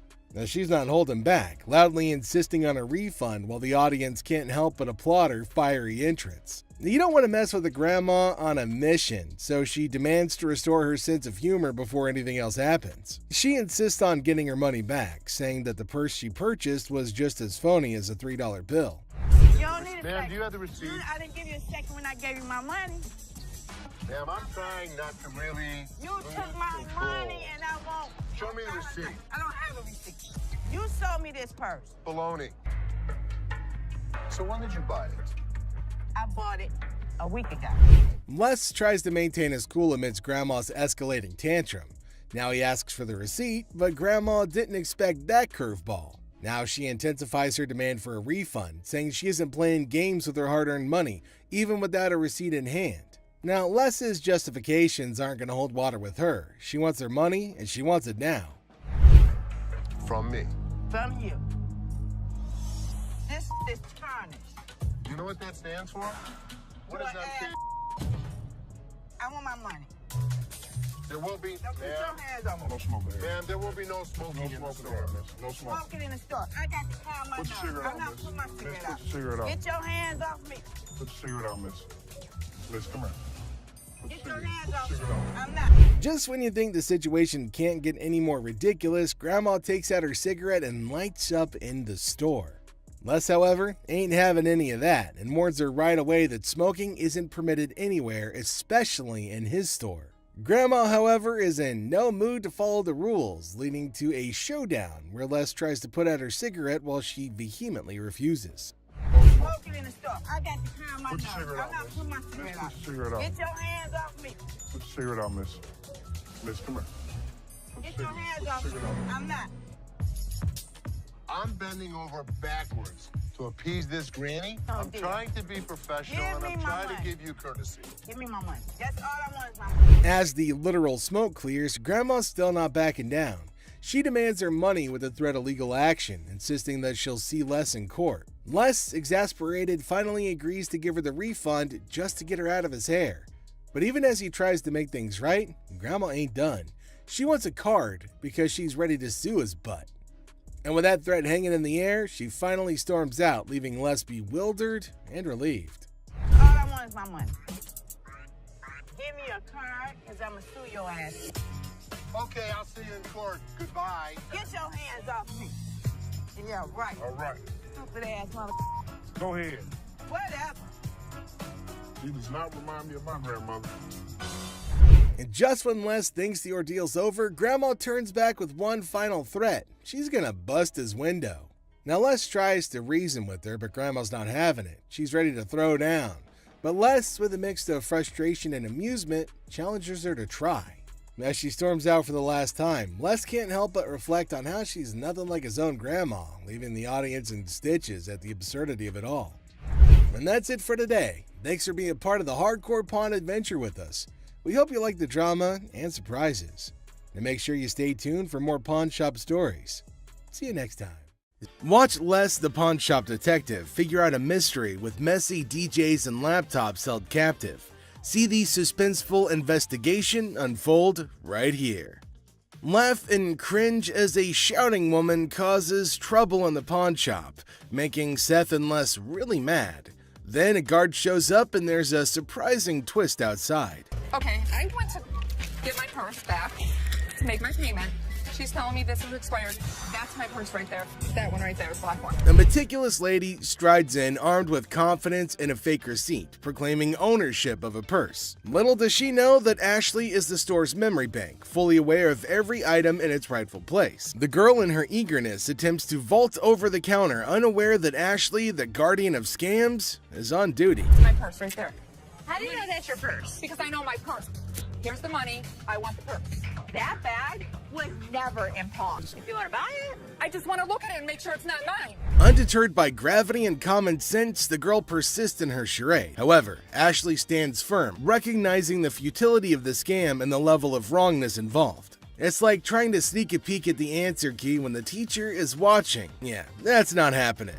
First of all, don't talk to me like I'm an idiot. Give me my purse or I'm going to come over that counter and get it myself. oh my God. Get your hands off me. Have a nice day. Let's go. Walk yourself out, yo. You. With a swift resolution to this failed escapade, the girl finds herself unceremoniously escorted out of the store. Lesson learned: Ashley's scam radar is always on, and jumping over counters won't get you far in this pawn-filled drama. Enter the family feud. Ashley drops the bomb on her brother Seth, calling him a hypocrite. But why? Well, he casually throws around $880 for a painting, while Ashley, according to her, can't even snag a deal for $30. Sibling dynamics at their finest. And does Ashley confront Seth about the apparent double standards? She probes into the intricacies of spending $880, questioning how bad it could be. Seth, in classic sibling fashion, argues that his purchases are all about resale value, a concept he conveniently forgets when it comes to I am not going to forget the situation anytime soon. Seth better watch his back. Things heat up as Ashley demands an apology. Seth takes a nosedive into being the ultimate a-hole, apologizing for an $880 buy. Oh no. Instead, he hits her with a sorry not sorry for her supposed attitude, topping it off with a charming label. Well, let's just say that it rhymes with witch. Sibling rivalry reaches a whole new level on this show.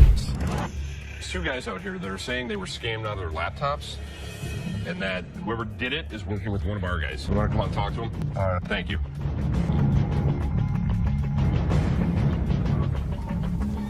Who is it?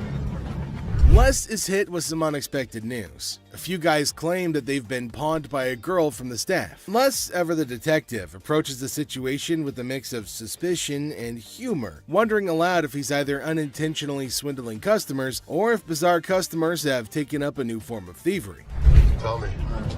She pawned 2 of our laptops, and she told us she was gonna bring them out to the back. Some of it, yeah, we don't. Okay, wait. You pawned something? Yes, she had to take it to When did her you pawn store. it? Today. Today. She Okay. had to take it to her store. And the money? Yes. These two kids come in and talk about have some girl pawned 2 laptops. The plot thickens as 2 disheveled DJs step into the scene, laptops held hostage. The atmosphere turns somber as the weight of the situation sinks in. It's a strange occurrence that has everyone wearing expressions of confusion and concern. Les, with his seasoned cool, casually queries about the laptop's ownership, revealing they're registered under the mysterious girl's name. Split the money 3 ways, and one of my employees was gonna walk it out the back door. Either this is a new way for my employees to steal from me. To contact the owner because we want. I am the owner. I'm just trying to switch the ticket so she can't have them. And it's in her name. No, that's why I wanted to know if I can't do it. The tension rises, but Les doesn't crack under pressure. Maturely handling the situation, he asserts that he needs the lowdown to work his magic and get those laptops back where they belong. It's a pawn shop mystery, and Les is the detective determined to unravel the peculiar case of laptops and loyalty. Tame a woman at the counter. Let's see what she's gonna come up with. Is she asking for free money? I think she might possibly be mad. Though it is kind of funny that she's got enough courage to come up and ask for money without investing anything. Now, the lady at the counter frowned and asked her if she paid or not. Intriguingly, she hasn't paid anything, but she's still asking for money. And to make matters worse, she started shouting at her. Everyone around started looking at her, wondering what the hell was going on. Seth and Les get a little furious as everybody's just standing around trying to figure out what's going on. She started bullying her, but the lady tried to explain to her again that she misunderstood the agreement and they're not just gonna give her free cash. But this lady's just not listening to anybody. Well, Seth then enters, so who knows what's gonna happen next, the whole document or not, and she was not listening and constantly arguing and pointing to them as if they had done something wrong. Meanwhile, other women decided to intrude, and oh my god, it's gonna be funny. Looks like they've all decided to have a fight in the pawn shop. Wonder how that's all gonna end. And it looks like now see the other women get in and start shouting at her as everybody behind her was waiting for her to get out of the queue. So they started fighting, and now they're all having an immense fight. Everybody around is watching and laughing at them. Well, the guard had to go and break everything up. Well, at least they're all gonna get treated the same way, especially the one who created the mess. Pretty sure they're gonna hold him up and throw him out. And there they go, they're still shouting and fighting with each other as well. So they were sent outside and they started beating on each other, holding each other by their hair. Man, they beat the crap out of each other, and people around them were just watching and waiting and having a curious but funny conversation about their nonsense. Talk about a hella cringe episode.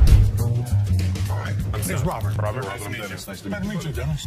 Yeah, I got an item here. Might be interested in. Okay, so there's a guy coming into the pawn shop with something in his hand, maybe a poster. But what's it for? He came to Seth and the other man and showed them this poster. Now it feels like they're interested in it and there might be a handsome deal between them. Detroit Lions players had signed. Did you drag it in? So during the flood, I seen it down there, and that's when I pulled it out. She went down there and she supported these people, and while she was walking the picket line, she would gather signatures. You got Williams over here. That's what, Steve Farkas?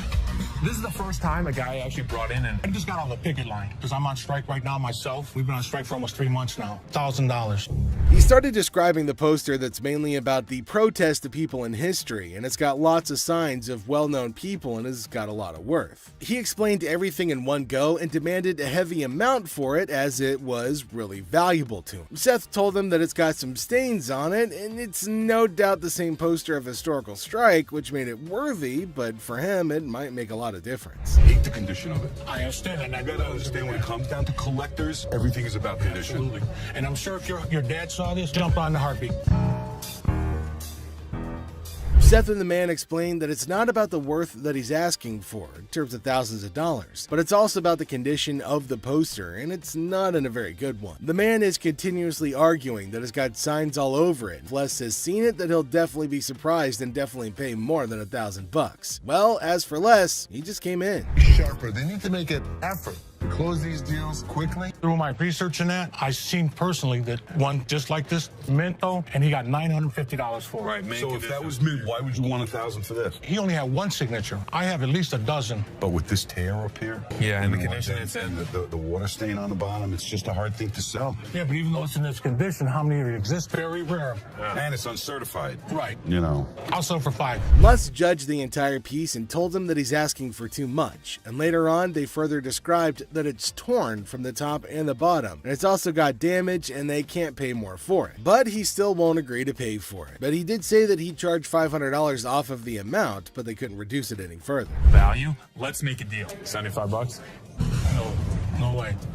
Who's gonna buy it from you? I'll just put it back in my basement, let it collect dust. Offering you just $100 cash money right now wouldn't make a difference, you're saying? 200. Nobody in life is ever gonna offer you more than us. According to Seth, it's a historical and cool piece and might be a profitable deal for them. So he asked the man if they'll pay $750 for it. But the man was stunned and said that they're paying too little. He said that you should pay more, but Les is arguing that no one can pay you more than them. You change your mind, we'll honor the 100. Which would you prefer, 520s or a $100 bill? 520 seems like more, wouldn't it? 520s. What's to me? 520s right now. 100 hours. Take it or leave it. 520s. Got a deal. $100. Thank you. All right, bud. Thank you. There's no question. It's a one-of-a-kind piece yet. It's a little bit of damage on it, but it's got a lot of autographs. I know we're going to make a profit. He asked for $200, but no, it's not going to be a good deal, and they told him to leave. The man in need got a severe shock and held up the poster thinking. Les again said that they can't pay more than $100, and after some time of quietness, they agreed to the deal. Finally, the happy deal was made.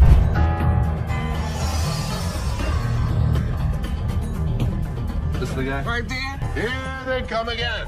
Les? Hi, how are you? I'm attorney Kyle DeQueef.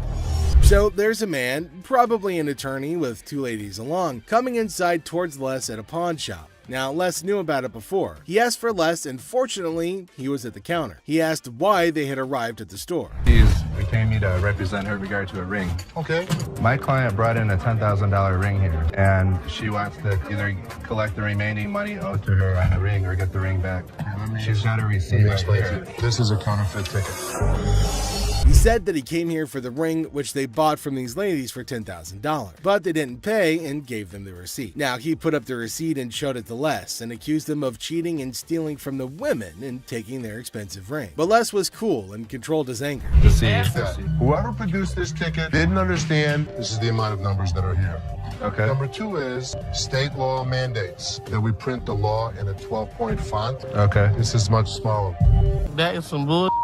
It may be bull, but that's the truth. I don't know how I got mixed up. There's the game-changing point. Les, after listening to him, explained that he will reveal the truth now by showing the real receipt that they had. He went and came back with real receipts that they've been giving to the customers. There, he spotted major differences. He notified him of the major changes in the receipt that he brought. The man looked rather weak and stunned in response. Printing wrong or whatever, but this is the ticket he got from here. He didn't get it from him. He didn't get it from him. So now we just liars and we just come I'm not saying that you are. So you trying to send my son a lie? I wish I had better news for you, but That's bull. That's bull. The numbers don't match up. The paper stock doesn't match up. This is a fake. Now you side with them. You're not representing us. If I don't get my ring or my money from them, how you gonna get paid? The attorney turned to the women, but oh my god, they're still accusing Les of having given them the wrong receipt and asking the attorney to take the money from Les. The man, being down on himself as you can see, argued with them. The man showed the evidence to the ladies and told them that they were having the wrong receipt, but they continued to argue. Ticket, how about that? No, I don't believe that the store gave you this ticket. Nah, well, I don't believe you a real attorney. We ain't got it right.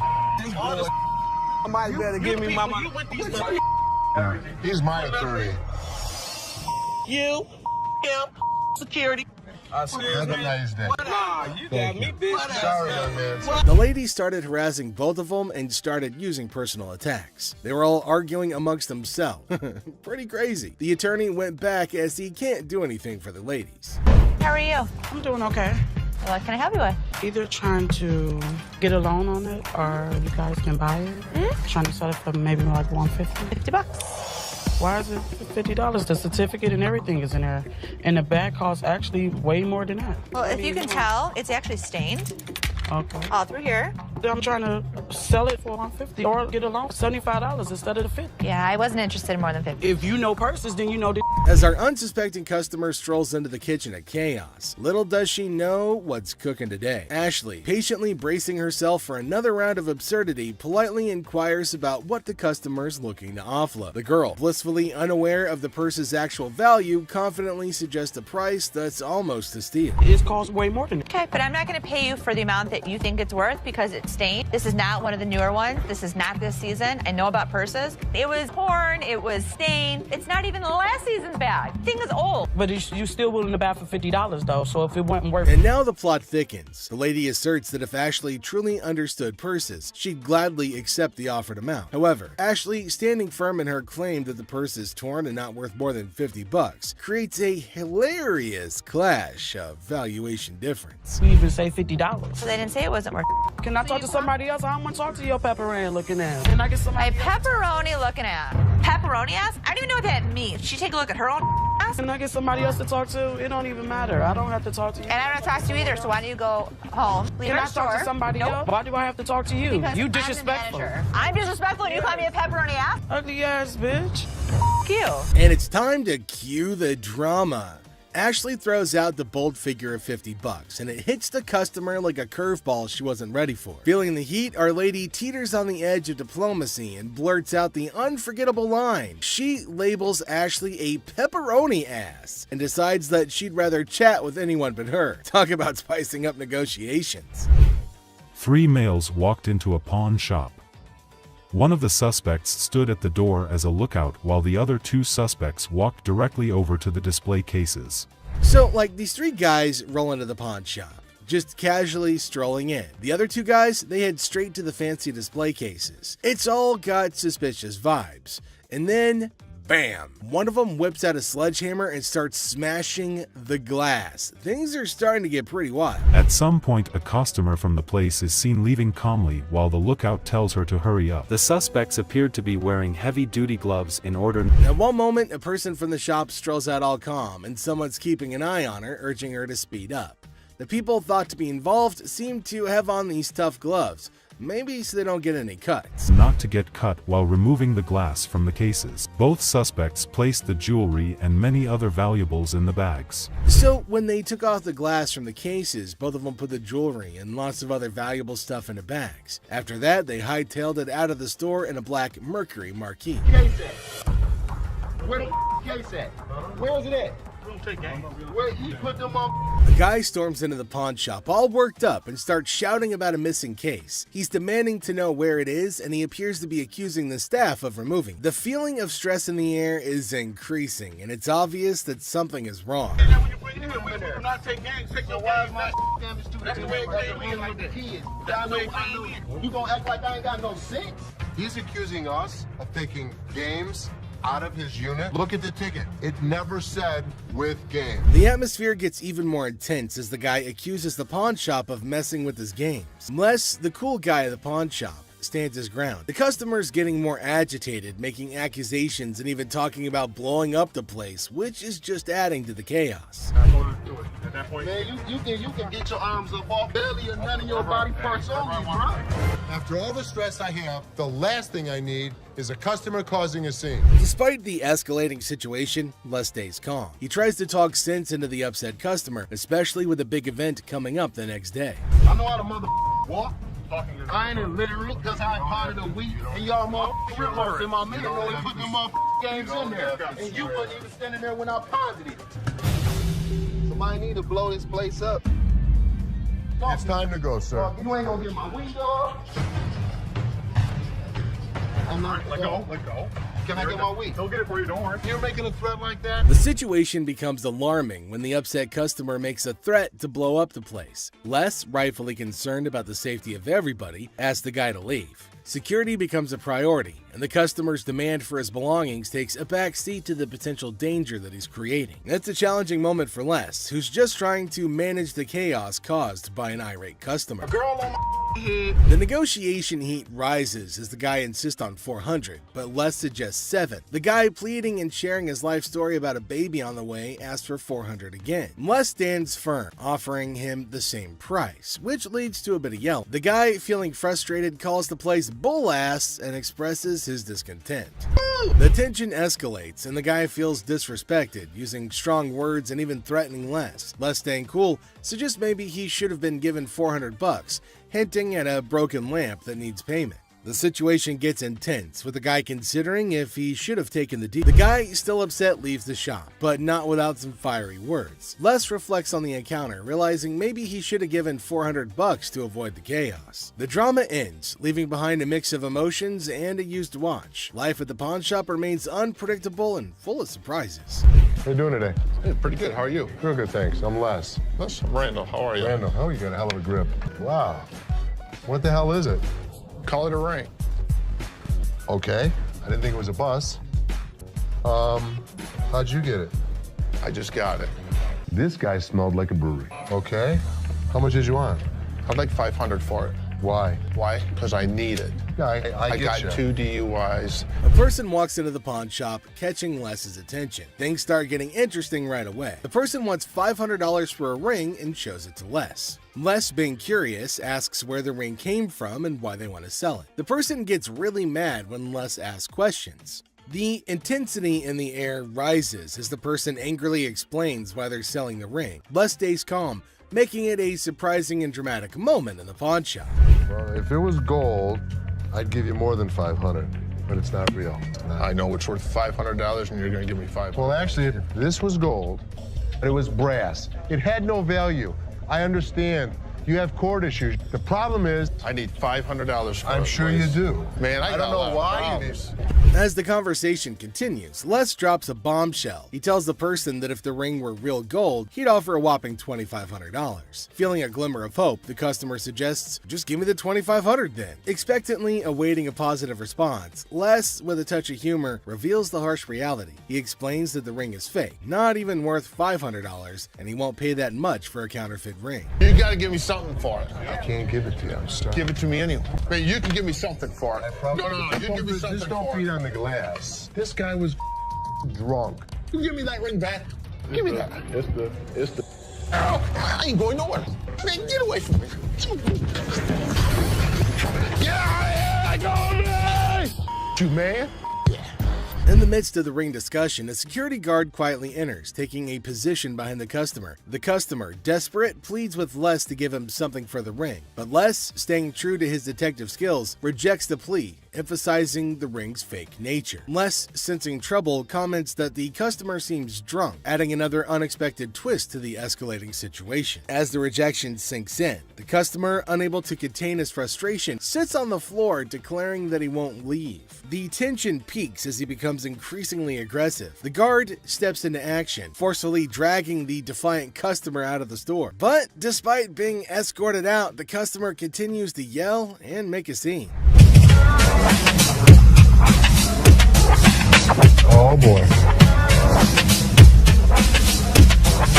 I see you sweating.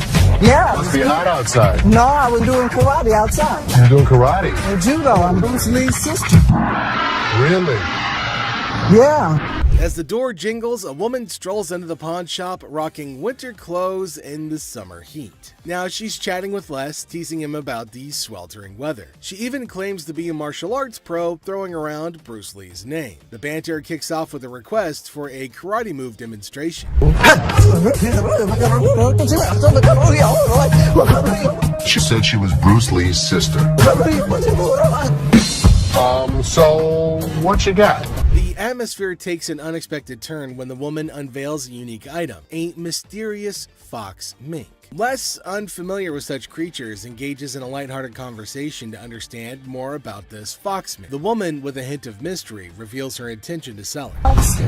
A mink fox? I don't know. I don't know. I'm not into animals. Fox. I've heard of fox. I've heard of mink. So fox mink. Did you want to pause? As the conversation unfolds, Les dives into the details of the fox mink, trying to grasp its worth. The woman shares anecdotes about the origins of the item, painting a vivid picture of its history. Les, playing the role of the detective, subtly negotiates and gathers information to figure out the best deal. Sell it. How much did you want for it? $50,000. The encounter concluded with the woman deciding to part ways with her fox mink. Les, using his seasoned charm, finalizes the deal. The quirky tale of the winter-dressed woman and her unique pawned item adds an unexpected twist to the usual pawn shop routine, leaving both parties with a memorable experience. Woman comes in to sell me a high-end bottle of liquor. Ma'am, I'm Is that what you're saying? You have no respect.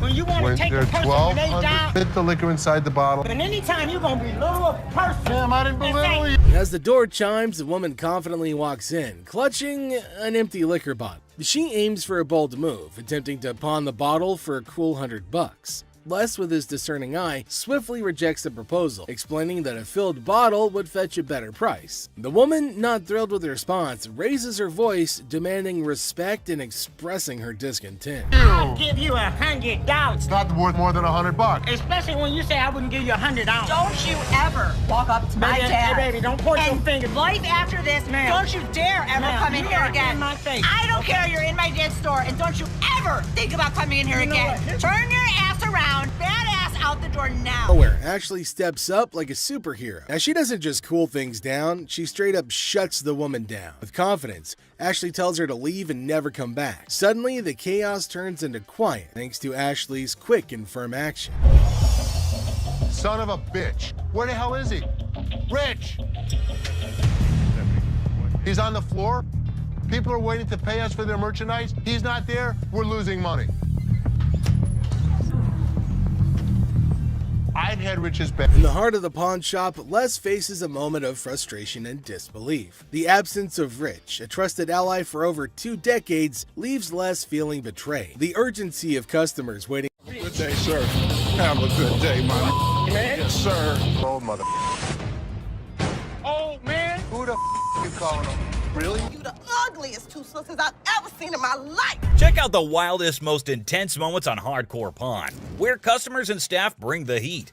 And also get ready for some serious craziness at the pawn shop. Just another day at the pawn shop where we've got a mix of decent customers and, well, some pretty pathetic ones. Take this guy, for example. He may seem all laid back, but is he really? What you got here? That's a watch my grandmother gave me.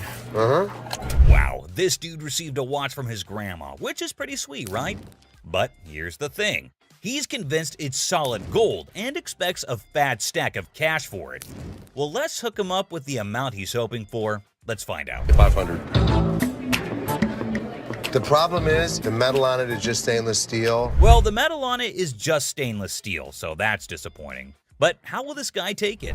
Yeah, you see this discoloration on the side? No. You don't see the rose? Whoa, hold up. This dude just flat out rejected it without even taking a peek. Talk about a major red flag, am I right?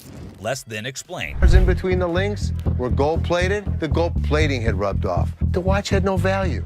And then this guy's like, can I get someone else to check it out then? Because Les shut down his hopes of getting any cash. Whoa, okay, Mr. Expert. This dude is seriously not happy about it. Value. It does have value. How about your chain? You want to pawn me your chain? Anyway, being the sweetheart that he is, Les brings in another dude for a second opinion, just to be fair. But what happens next is totally mind-blowing and straight up disrespectful. Brace yourself for this one. It's gonna shock you. Does this bozo know what he's doing? Well, I wouldn't really call him names. Seriously, this dude needs to chill and get a grip. I mean, who does he even think he is? Anyway, from that point on, things started spiraling down, and honestly, it's for all the right reasons. 500. Nothing. Stop being a bitch. Now, Les ain't about to tolerate any disrespect, and nobody should. And this jerk is about to experience a dose of his own medicine. And let me tell you, it's not a pretty sight. Check out what Les has in store for him. Give me my mother...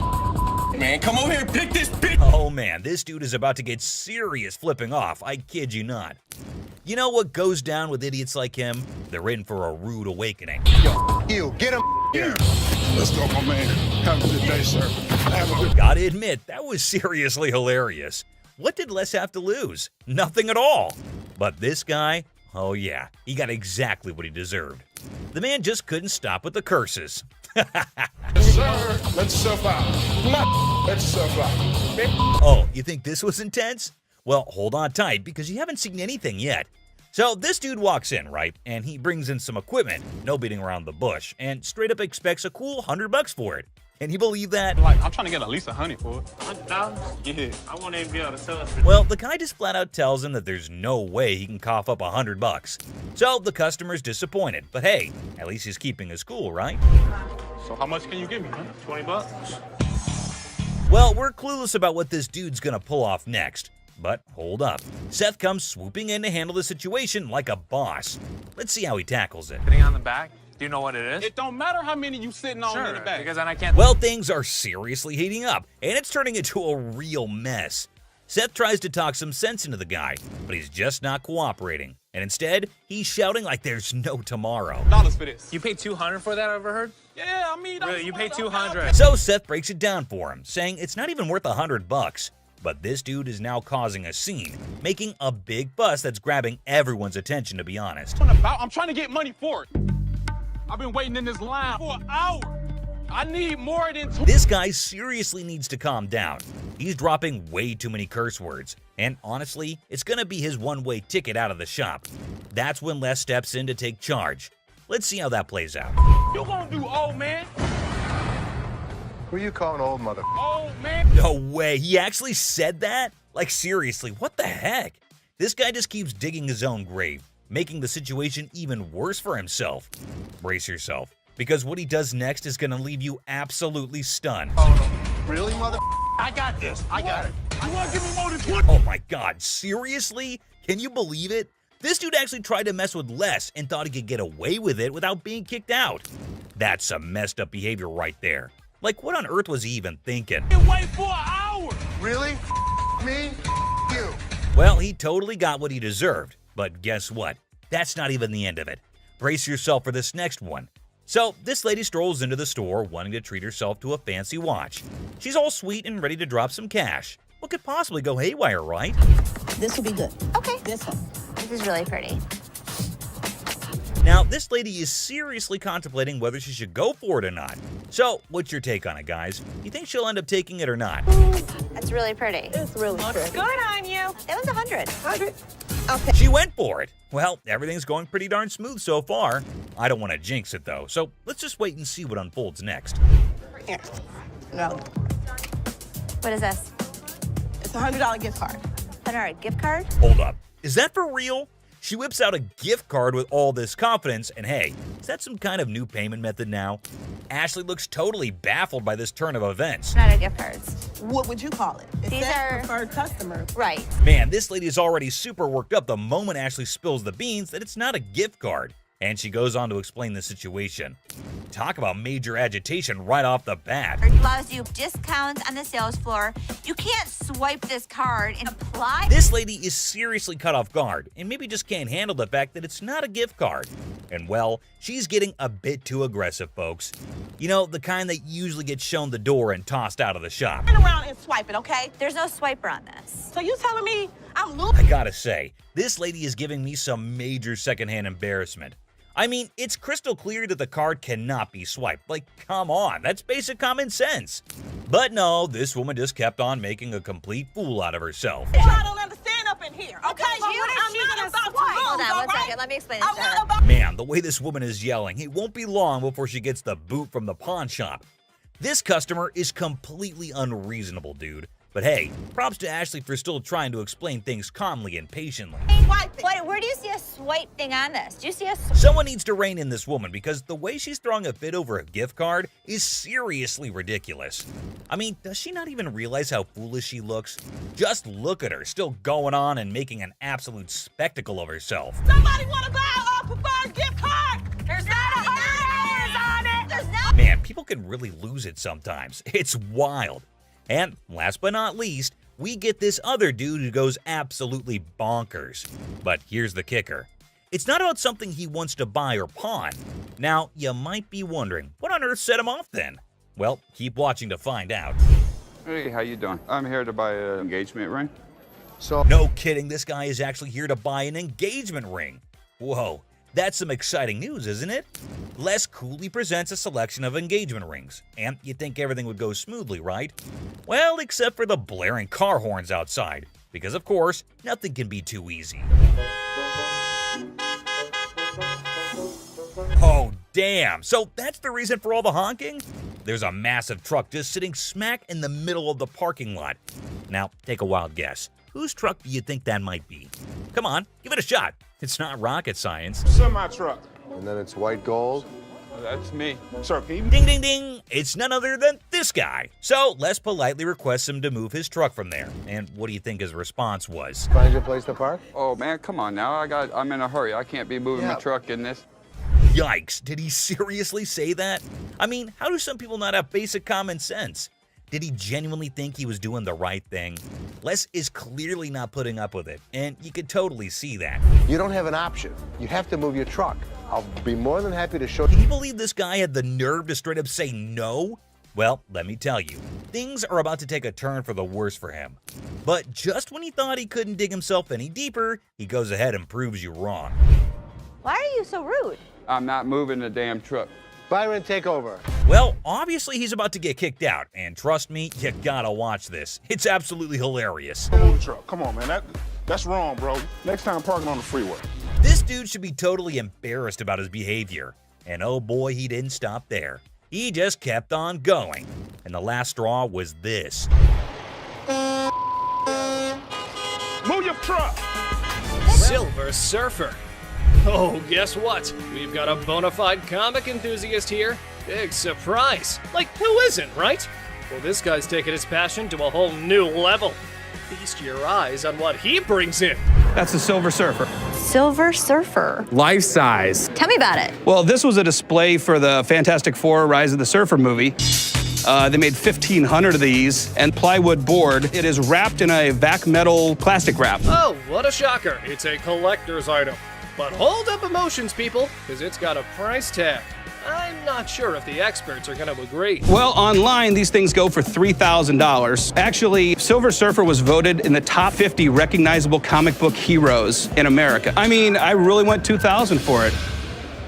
I am willing to buy this from you for $500. Hey, genius. If you're after that dream price, maybe hit up a comic store. Selling your treasure trove at a pawn shop? Yeah, real brainiac move here, buddy. 900 bucks. That's it. Think I'm gonna have to walk. All right, well, it was a pleasure. We're gonna go surfing on home. See you later. Custom-made electric chair. Folks, take a puff. We've witnessed all sorts of weirdness at the pawn shop, but this fella's cranked it up a notch. Check out his wild sell list. So tell us a little bit about him. We have Halloween retail stores. This is a custom-made electric chair. There's a whole show if you guys want to see it. Sure, go ahead, show us. Hell yeah! I'm really into this kind of thing. This might be the new feature at my house on Halloween. Oh, just what we all need. A bedside toy that screams Halloween 24/7. No biggie, except it's art, not like living in a slasher fic or anything. So we're looking to get about $8,000. Brand new, they're just above $9,000. And that makes a lot of sense. Right. Buy a used one that's 6 years old. Well, the cool thing about this one is that they don't make them like this anymore. You're right, they don't. The new ones are digital. Well, guys, Mr. Ambitious over here is dead set on this mystery item. Heaven knows what his grand plan is, but Les has a style for a bargain. Thank you very much for bringing Thank it you. in. We appreciate Thanks, it. man. Damn it. I'm a little disappointed that I gotta schlep it back home, but, you know, with Michigan being, you know, like the #1 state for haunted houses and attractions and things like that. Elephant skull haggle. Oh, guess what? No fancy sofa, no blingy ring, and no one-of-a-kind car to pedal? No worries. How about you trade an elephant skull for some greens? Because that's normal, right? Skull of an elephant. Really? Very unusual. It's very unusual. My best friend had it, passed away, and I inherited this one. It's where the tusks were. I understand that. It came from Africa? Yeah, right. Well, I So- can promise you nobody has ever brought in an elephant skull, ever. That I can Little tell you. unique. Ever wondered where one finds a thing like that? Well, surprise, surprise, there's a thriving market for massive elephant skulls. Yeah, you heard it right. Skull heads. 1,000. That's as low as I'm gonna go. Let me talk to my elephant expert. Africans are buying now for $2,300 and the Asians are $1,900. The good part was, it's worth the money. There is a demand for elephant skulls, but I'll be damned if I'm giving it away. Okay, peeps. When Les locks onto something, prepare for a solar eclipse, because he's not releasing his grip. Anyway, there's a plot twist in this pawn shop drama. I got $700 bills waiting for me. $750. 700. And if you think it's worth $50 for you to schlep it home, It isn't. Schlep it. It isn't. Schlep it. I'll give it to you for 7. You got a deal. Thank you very much. Thank Come you. right over Thank here. you. We'll Thank take you. care All of right. it. All right. Yeah. Mark, thank you. Bone Rattler. Okay, people, the granddaddy of speed in the house. Ready to snatch up a drag racing car from the pawn shop? Who knew shuffleboard was just a warm-up? This guy is an expert. He knows all about drag racers. So does Jeff. Jeff is my jeweler, but he's much more knowledgeable with engines than I am. The guy that sold it to me said it cost him $85,000 to put it together. Probably clipping along at about 250 miles an hour. Fire this puppy up. I don't know how to start it. Gather around, youngsters. We got a drag racing sage here, boasting a mere 30 years under his belt. So the wisdom dump is here, as he schools the pawn shop owner. You know how to start him? Sure. I knew you did. How long have you been racing dragsters? For about 30 years. Oh. You ready for this? I'm ready when you are.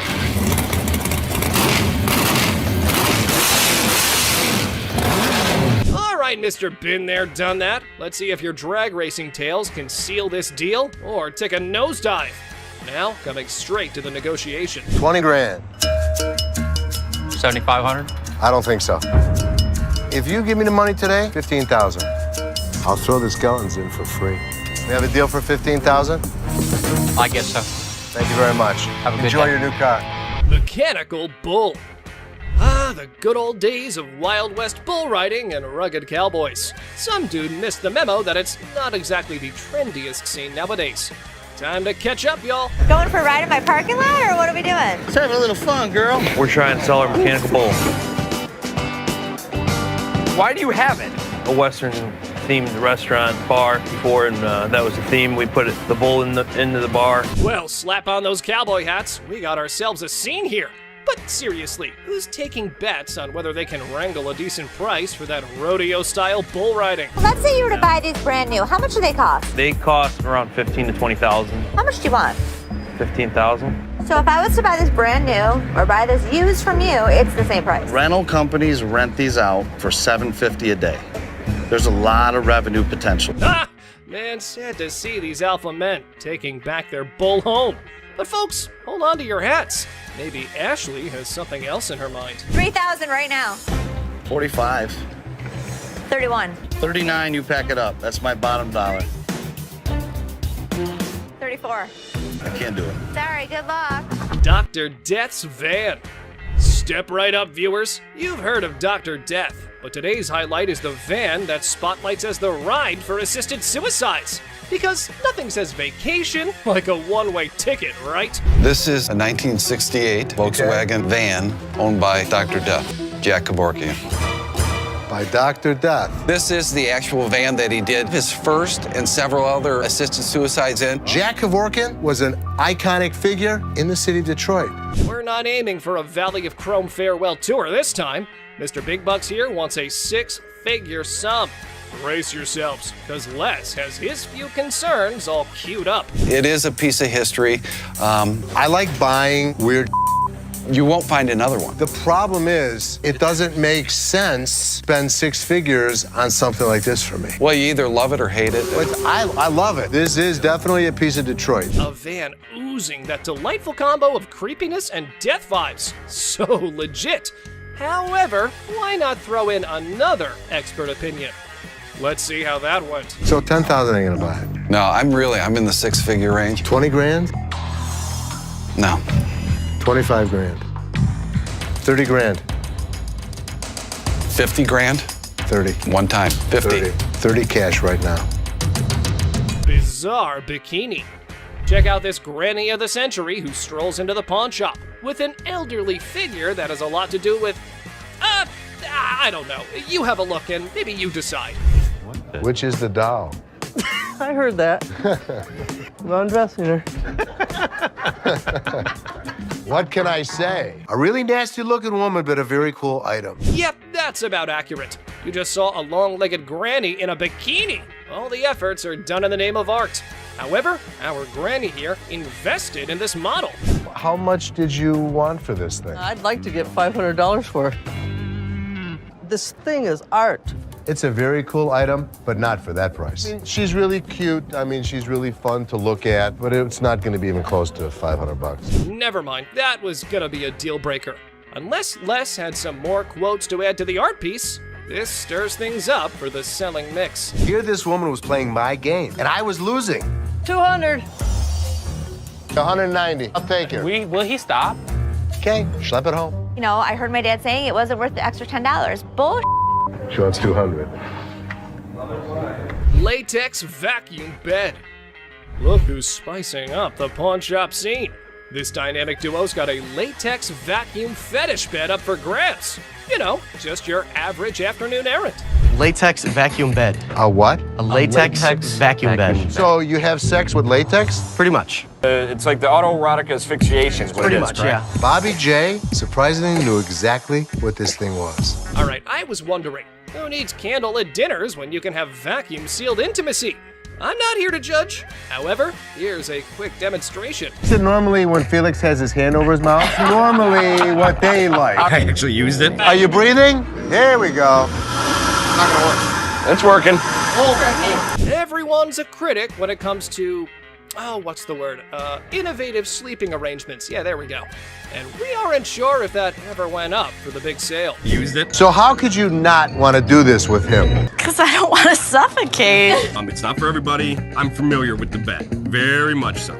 Just imagine having sex now. He don't have to hold you. Perfect. Well, now we got that out of the way. Just a normal fine day when this guy walks into the pawn shop to sell Les Paul's document collection, including an incredibly unique and world's one-of-a-kind Les Paul SG guitar that belonged to his Aunt Mary. And guess what? She wasn't just some guitar lover or a casual Les Paul fan. So the seller is hoping to get $250,000 for this collection. The big question is it really worth that much? And is it still in good enough condition to fetch a high price? Let's find out. Rick Harrison calls for Drew, the expert from Authentic Autographs Unlimited, who specializes in forensic document examination. He then carefully examines the signature on the guitar and remarks that Les Paul had a unique and straightforward signature style. Interestingly, Drew notes that he never included his last name when signing off. And can you believe it was his first time dropping that much dough on a guitar? Insane, right? But someone in the comments section went all out and said that those papers would fetch a whopping $190,000 if Joe Bonamassa got his hands on them. Another user totally agreed with him and even said that if this guitar showed up in the right magazine, some millionaire rock star would easily drop at least $200,000 for it. But here's the main part. Did the pawn shop actually make any profit? Hell yeah, they did! Once the show aired, they wasted no time and threw that bad boy up on eBay. And guess what? They scored a whopping $110,000 for it. They ended up making a cool $20,000 profit, guys. Now that's what I call a successful hustle. Next up, we have a customer who came in trying to sell a sword that was supposedly forged by the famous Yasutsugu family, known for making weapons for badass samurais back in the day. But here's the twist. The seller looked familiar to Corey. It turned out that he had been there before to sell a trophy. You'll be thinking what kind of trophy it must be. Maybe some ancient artifact or something, right? But no, it was actually a Grammy Award. Yes, all in excitement, Rick bought it. But later he found out that it was not allowed to be sold. Oops, I can see a great loss there. Because of that now, they had to be extra careful before dealing with this sword. They weren't sure if it was a legit samurai sword or just some ninja knockoff. The seller is a lawyer and claimed he had received the sword as payment for his legal work. Pretty cool, huh? Some users are even cracking jokes about why the guy was so willing to sell such a masterpiece. One such comment was he must have been scared of his wife's anger, whose eyes are always fixated on that sword. And if she ever gets her hands on it, she's ready to knock him off. Talk about a dangerous situation. Another user said he got robbed? Well, we have to wait to see the actual plot. Taking the lawyer's word for it, Corey decided to take the risk, and then he went ahead with the purchase, even without having an expert to check its authenticity. I mean, let's be real, that was pretty foolish, right? I mean, who was going to check if the thing was actually legit or not? So they asked the seller how much he wanted for it, and he said $5,000. The buyers were skeptical about its condition and started throwing offers as low as $800. That's a crazy drop. But the seller fought back, saying every bit of that sword is worth the full $5,000. If you're gonna hold my feet to the fire and make me pay as much as I can, it's gonna be $1,500. I'll come down to $2,000. I've got 5 of them right there. The shop wasn't ready to pay that much without knowing more about it, so Corey went up to $1,200. He was trying to get the best deal he could, but the seller didn't budge. They went back and forth until finally the seller settled for Corey's offer of $1,500 just to get Rick off his back for that Grammy thing. After buying the sword, Corey was not at peace and was restlessly waiting for the expert who was out of town during the appraisal. Finally, he got to meet up with Mike Yamasaki, the expert, and Corey explained how he took a shot in the dark and bought the sword without knowing if it's actually worth the money. So, after taking a small glimpse at it, Mike recognized it as a samurai sword and told Corey the history of the sword. He stated that after World War II, around 3 million Japanese swords were taken out of Japan by the occupying forces. In those days, the Japanese warriors, also known as samurai, were skilled professional fighters, and the samurai sword was like their badge of honor. If you didn't have one, no way you could call yourself a samurai, man. Then Mike decided to inspect the sword and took a closer look at it. This is the proper way to take apart a Japanese sword. They've been doing this style for centuries. Well, after the inspection was done, the expert discovered that the sword belonged to a super important samurai with ties to Japan's imperial family, probably from the 5th generation. Now, here was the interesting part. The Yasutsugu family only worked for high-level samurai, and their signature mark, like a logo, was detailed on the handle. It's the family crest of the Tokugawa family, who ruled Japan for a couple of centuries. And if anyone tried using it without permission, they'd end up losing their heads, along with their whole damn family. Scary, right? Well, it seemed that the sword had some serious historical value. Now, the big question is, how much is it worth in today's time? After considering the condition, the expert estimated that it can be restored for around $3,000. But here's the exciting part. After the restoration and blade sharpening, Corey could potentially sell it for a whopping $15,000. That's a tenfold increase from what he paid for it initially. So there you have it. Corey took a risk, bought the sword without knowing its true value, and it turned out to be a jackpot. But that was indeed a risky game. But does it always turn out to be luck, or sometimes they just lose everything? Well, we'll see this in the next episode, where a customer from Season 16 walks into the pawn shop, hoping that the shop will take his 1700s flintlock pistol off his hands. This thing is ancient, and looks fascinating for being so damn old. But the funny part, the gun looked puke-colored. Did you do the amazing restoration on it? I did not. Well, let's talk about the history of this gun. Now, the invention of the flintlock pistol back in 1615 was a total game-changer in warfare. But here's the thing. Hector, the seller, had no idea about the pistol's origin. It was passed down to him by his father, and he's looking to score $500 for it. But Rick has some concerns. It's pretty darn obvious that this thing has been messed with. So he decided to call in his arms expert, who knows his stuff when it comes to guns. Finally, the expert Alex Kramer arrived. He's the CEO of International Military Antiques. He takes one look at the pistol and straight up calls it ugly. Ouch! Apparently, some shoddy paint job messed up the gun, and it can't even be opened properly. But hey, on the bright side, the details and engravings on the pistol are top-notch. They got this fancy style called grotesque, with all these weird-looking human and animal shapes. And the markings underneath are high quality too. Too bad the paint on the lock is so thick that they can't even see the gun maker's name. That would have helped figure out when and where it was made. Now Rick's super curious if this thing is actually worth anything. The expert takes a quick look and comes up with an estimate. I think it would be about $1,000. Once we restore it, if I can get it functional, I think it's at least $3,000. With that estimated value in mind, Rick decides to make an offer. So, I will give you $150 and relieve you of your problem. Would you do $250? Damn, just $150? Even though Alex said it was worth $5,000. Rick always pulls out the excuse that it's hard to sell, and there aren't many buyers out there. After a short negotiation, the seller settles for a mere $200. I know, unbelievable and kinda unacceptable. But since the gun isn't in great working condition, I guess it was the best they could do. Rick decided to take a chance and handed the gun over for restoration. Will it hit the jackpot or lose his $200? Let's see. After a successful restoration job, Rick receives some surprising news about the gun's value. It has brought back all the original details and made it look absolutely gorgeous. And guess what? It turned out even better than expected. With all of the engraving on the brass, that grotesque mask came out really well. It did come out amazing. But Alex hasn't tested it yet because he wanted Rick to witness its sight. And the best part? If this baby shoots, Rick might get a whopping $5,000. Damn. Well, let's watch if it works. I got my headphones on, so I can't hear you. Yeah! Oh, it worked perfect! So after successfully restoring the item and getting it in working condition, Rick could be making $5,000 on an item he bought for just $200. That's a crazy profit of $4,800. Absolutely hard to believe, right? Someone even commented that Rick straight up robbed Hector in broad daylight. Users are not holding back with their savage opinions. Well, keeping everything aside, this was indeed one of the craziest profits earned at Pawn Star Shop. Moving on, a Russian Imperial Eagle, which has two heads. So what we got here is a Russian order, and that's what this medal represents. It's a piece of history that dates back 800 years. Pretty neat, huh?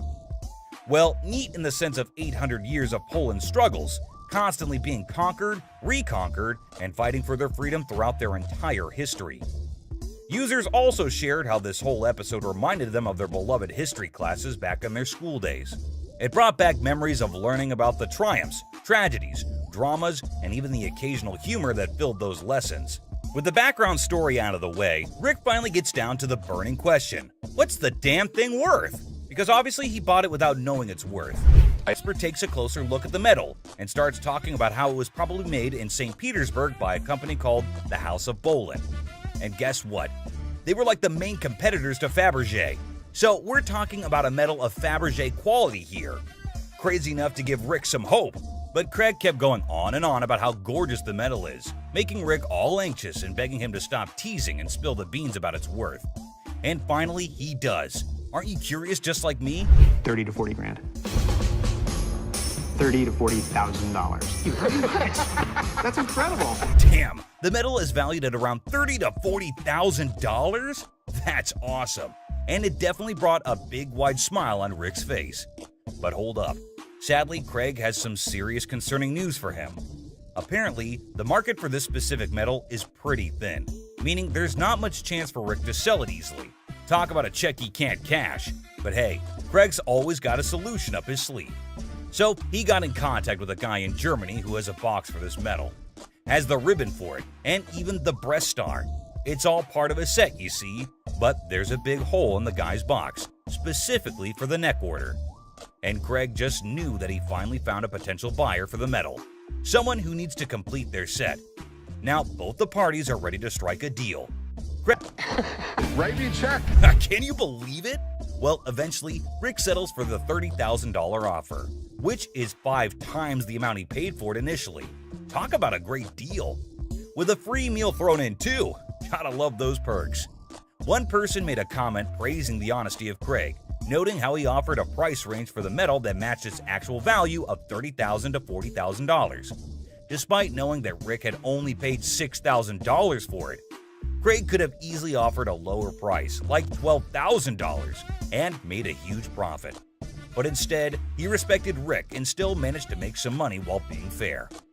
This man named Randy walked into the store with a huge-ass vending machine. He believes that his machine is from the 1940s.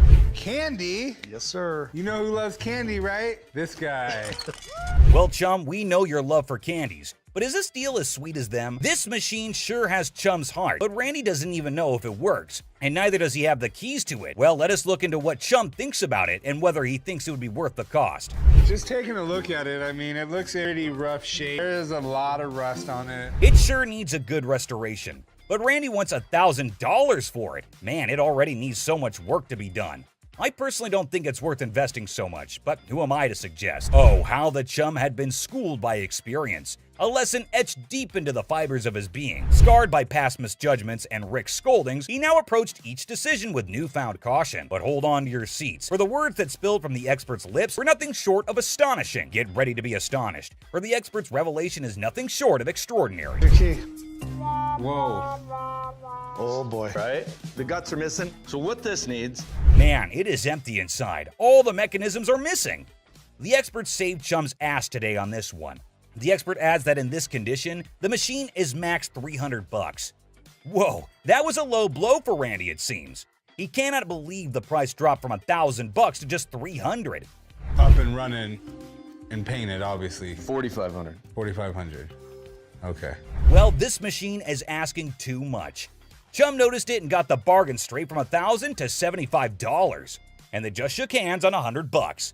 But a deal is a deal. Let's see how Chum restored it and made it a good sales machine for his own bars.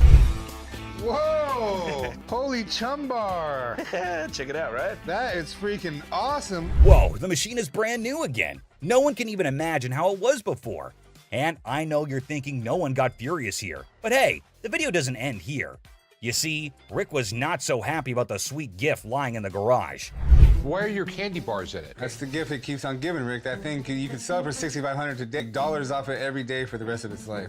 Rick's fury reaches its boiling point as he directs his anger toward Chum. With intense frustration in his voice, he makes it clear that he's had enough. In a sharp and cutting tone, Rick declares that if anyone wants to get their hands on Chum's chocolate bar, they can simply take a stroll across the parking lot and purchase it directly from the store. No more concessions or accommodations. The message is clear. Rick has drawn a line in the sand, leaving Chum to face the consequences of his actions. It's a harsh ultimatum that hangs heavily in the air, leaving Chum to contemplate the future of their strained relationship. Will Chum take the opportunity to make amends, or will the rift between them widen further? Only time will tell how this explosive situation will unfold. The timeless dance of irritation between Chum and Rick, an intricate routine that never fails to provoke a symphony of exasperation. As a well-worn melody played on a perpetual loop, Chum's knack for pushing Rick's buttons has become a legendary saga of vexation and amusement. With each encounter, their interactions tread the line between exasperated sighs and affectionate eye rolls, a delicate balance that keeps the audience captivated.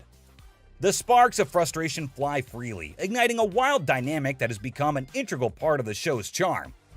Did you know that Chum's not just passionate about candies, he is passionate about diving as well? You can't even imagine what he buys next. Give you that. As if the mounting list of Chum's blunders wasn't already enough to incite Rick's fury, an air of suspense fills the room as Chum finds himself teetering on the precipice of yet another foolish choice. The weight of anticipation hangs heavy, like a dark cloud looming overhead. In the midst of this suspenseful moment, Rick's anger simmers beneath the surface, ready to erupt like a volcano. The stakes are high, and the consequences of Chum's potential misstep could be dire. Prepare to have your mind blown. Have you ever heard of a street-legal pirate ship? No worries if you haven't, because it was a revelation for me too. Picture this: a captivating vessel that sails through the streets instead of the high seas. This audacious individual is actually selling a pirate ship that doesn't navigate water, but instead driven around during parades and events. The sheer novelty of this concept is enough to make your jaw drop. Can you imagine the spectacle of a fully decked out pirate ship roaming the streets, spreading swashbuckling cheer and captivating onlookers?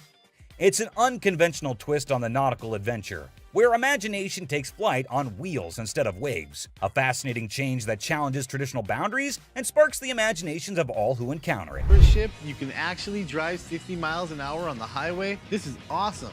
In a moment of anticipation, Chum captures a picture of the pirate ship and eagerly sends it to Rick, seeking his seal of approval. It's no secret that Chumlee's heart is set on acquiring this extraordinary vessel. However, Rick's response reveals a familiar pattern. He doesn't always share Chum's level of enthusiasm. Despite Chumlee's unwavering excitement, Rick's support wavers, casting a shadow of doubt over Chum's aspirations.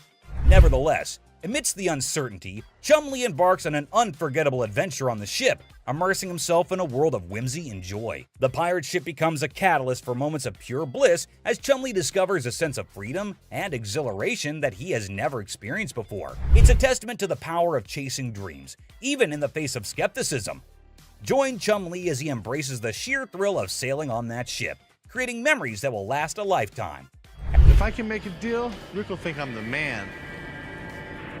As the wind tousled Chumlee's hair and the weather played its part, a symphony of elements converged to enhance his adoration for the float even further. Each gust of wind whispered its approval as if urging him to embrace the exhilaration that danced in the air. The perfect weather conditions seemed to align, creating an enchanting atmosphere that heightened his connection with the pirate ship. With every passing moment, Chumlee's affection for the vessel grew as if it were infused with magical essence. In the midst of it all, Chumlee savored the joy and freedom that enveloped him, cherishing the sensation of pure bliss as he sailed through the streets on the ship that had captured his heart. As Chumlee eagerly awaits Rick's response, hoping for validation and support, his heart sinks when he reads the crushing words that appear on his screen. Rick's text delivers a blow that pierces Chumlee's enthusiasm, leaving his spirit wounded and his dreams deflated. The message, like a dagger to the heart, shatters the joy and optimism Chumlee had been clinging to. The heartbreaking reality sets in as he realizes that Rick's words don't align with his own deep-rooted passion for the pirate ship. It's a moment of profound disappointment as Chumlee grapples with the stark contrast between his own excitement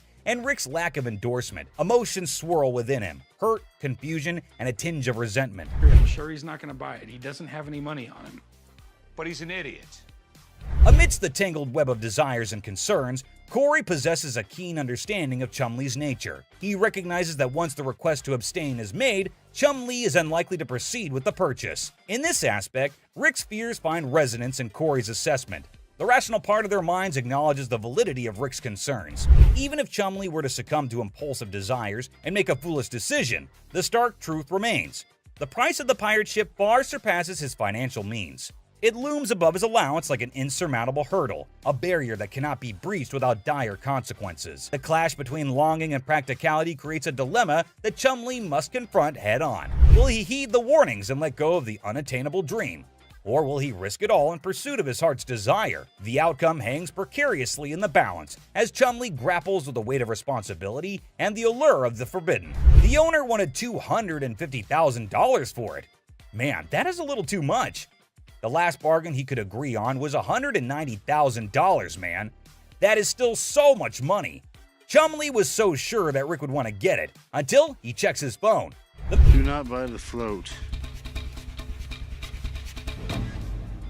That was Rick, my boss. Man had been driving Chumlee around all of the efforts in explaining it. And all for what, man? Just to get rejected on a text message? Whatever. Oh, sorry, man. Man, I really feel so bad for Chumlee. Everyone gives an attitude to my boy here, and he just takes it all. Well, enough of Chumlee. Sometimes even Rick makes a mistake, and the great Harrison is not at all happy about this one. A captivating scene unfolds as Bill strides into the store, his presence immediately catching the attention of the Pawn Stars crew. In his possession, he carries a Wells Fargo strongbox, an intriguing artifact that exudes a sense of mystery and historical significance. As if that weren't enough, he adds to the spectacle by unveiling antique balls and chains, further piquing the curiosity of everyone present. Bill, confident in his offering, sets the price at a hefty $2,000. A sum that raises eyebrows and sets the stage for a fascinating negotiation. We got a Wells Fargo strongbox and some antique ball and chain. Okay, you do have a... The anticipation builds as the Pawn Stars team contemplates the value and potential of this unique collection. Will they be able to strike a favorable deal that satisfies both Bill's expectations and their own interests? With his vast knowledge and years of experience, Rick's expertise comes to the forefront as he steps into the bargaining arena. Determined to navigate the deal without relying on external advice, confident in his abilities, he draws upon his extensive understanding of historical artifacts and market trends to assess the true value of Bill's offering. Rick's sharp mind is like a well-honed tool, dissecting the details and uncovering the hidden gems within the collection. As the negotiation unfolds, his eloquence and persuasive arguments come alive, revealing a masterful display of wit and intellect. Rick's knowledge becomes a formidable weapon, allowing him to strike a delicate balance between fair pricing and maximizing the potential of the transaction. It's a testament to his experience and a showcase of his ability to thrive in the world of bargaining, showcasing the power of a sharp mind in the pursuit of a favorable deal. Electrically welded. See how these have arcs from an arc welder? Sure, okay. Okay, and my other big concern? As Rick utters the phrase "other concern," a flicker of suspicion dances in his eyes, indicating that there may be more at play than just the handcuffs. His discerning gaze scrutinizes the items within the Wells Fargo strongbox, sensing something amiss. What could it be? A forged antique? A replica masquerading as a genuine artifact? The anticipation mounts, and the negotiation takes an unexpected turn as Rick dives deeper into his investigation.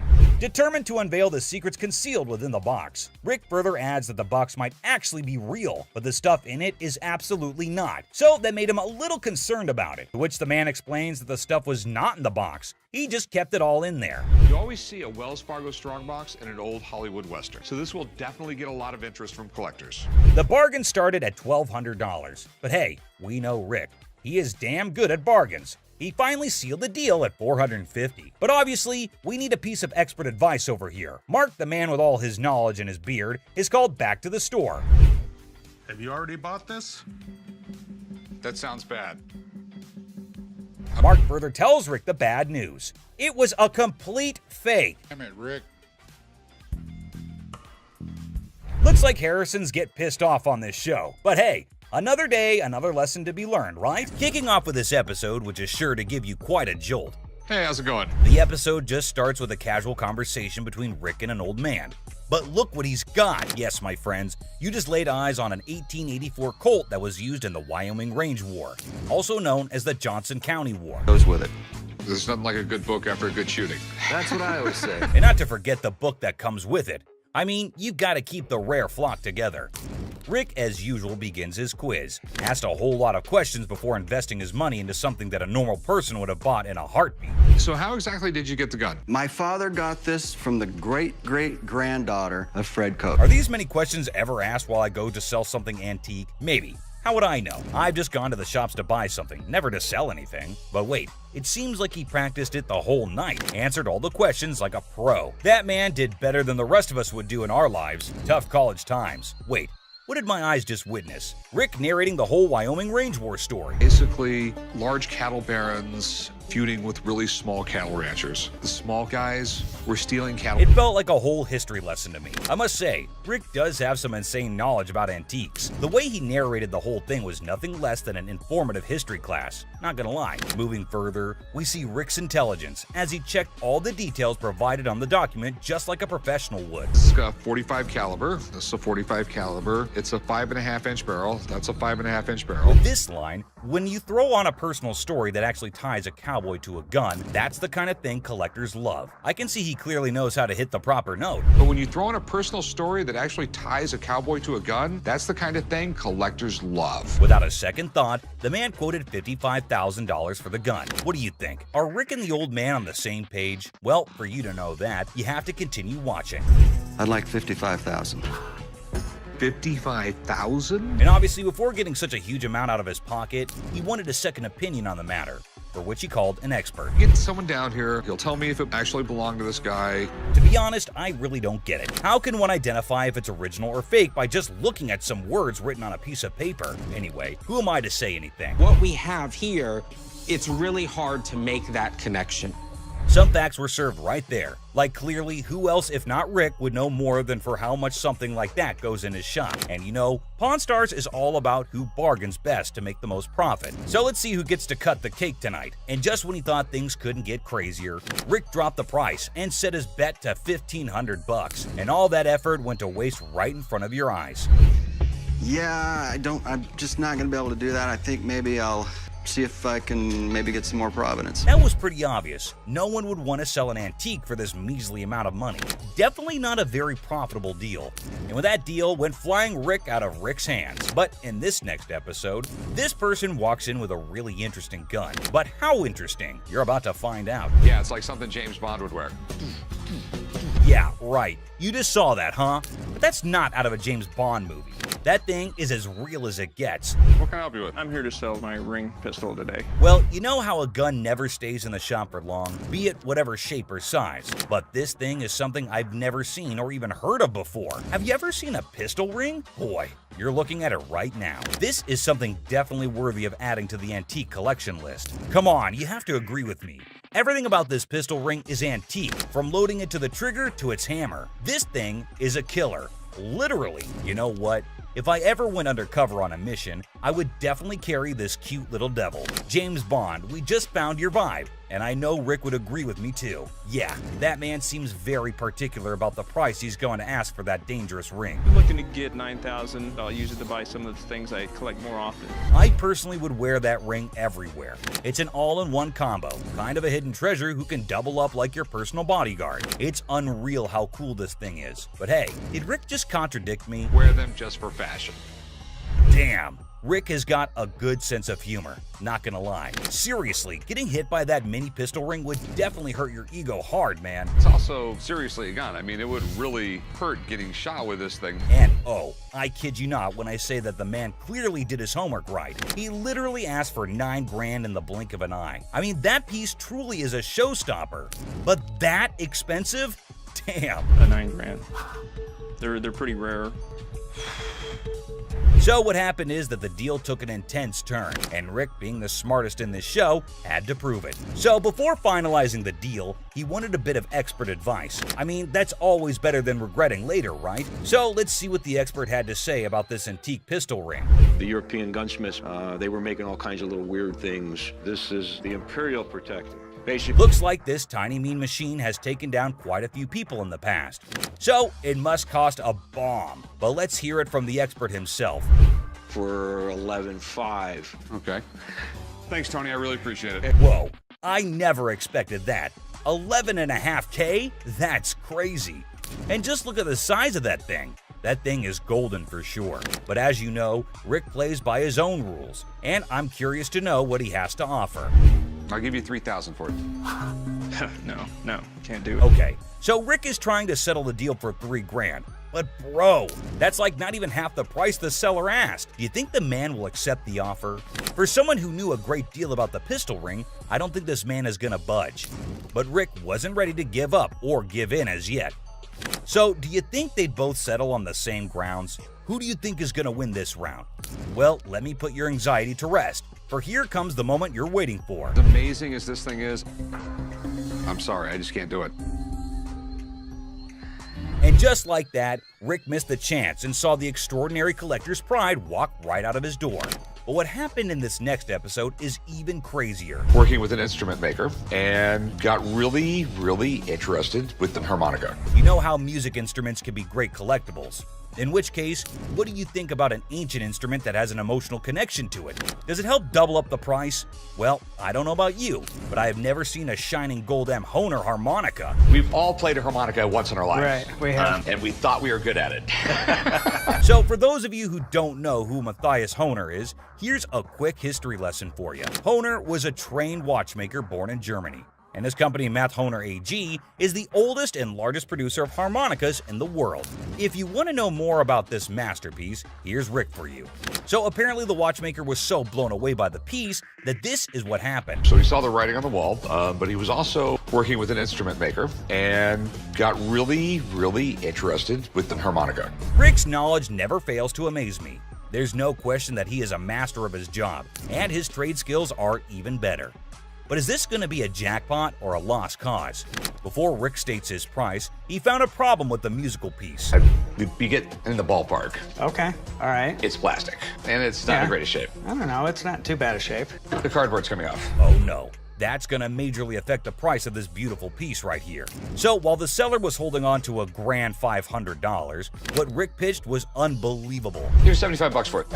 It cost $75? Wow. I would feel humiliated if I was that harmonica right now. I mean, come on, man, it's not that bad. But what can I say? Rick knows better. And the seller wasn't ready to back up, and even had a genuine reason for it. $1 to fill my truck up with gas right now. I can't take 75. I find the man reasonable. The least you can do is compensate his gas. But as you know, there are no emotions involved in business. Rick's not taken aback by anything, and sticks with his price, but he failed to grab the deal. I think he wouldn't mind much though, because the harmonica was plastic, and it was also peeling off in some places. So sadly, the seller needed to go back home with the broken instrument, and he couldn't even make enough money for gas anyway. Next up, we got this interesting thing that you'd never expect at a pawn shop. The guy just pulled in the parking lot with a boat he wants to sell. So Chum and I... Yes, it's a freaking boat! What you're looking at is a 1958 Sea Flight Glastron, and this is no common sight, y'all. Rick and Chum came to take a look at the huge and fascinating boat, and it looks like they already like what they're looking at. 57 Chevy, didn't they? Sure did. Is it a convertible? And how can something start without Chumley's irrelevant questions, right? Like always, he was more worried about the boat being convertible or not. Well, Chum, you definitely cannot expect everything to be fancy, okay? Despite that, I can't help but love Chumley's confidence. Meanwhile, the seller has made up his mind to demand a hefty $10,500 for the boat. Let's hope he can make just as much from the master of negotiation. And this time, the item in question was a timeless beauty, created in 1958, standing tall, defying the effects of time. Whoever maintained it surely did it with the utmost care and dedication.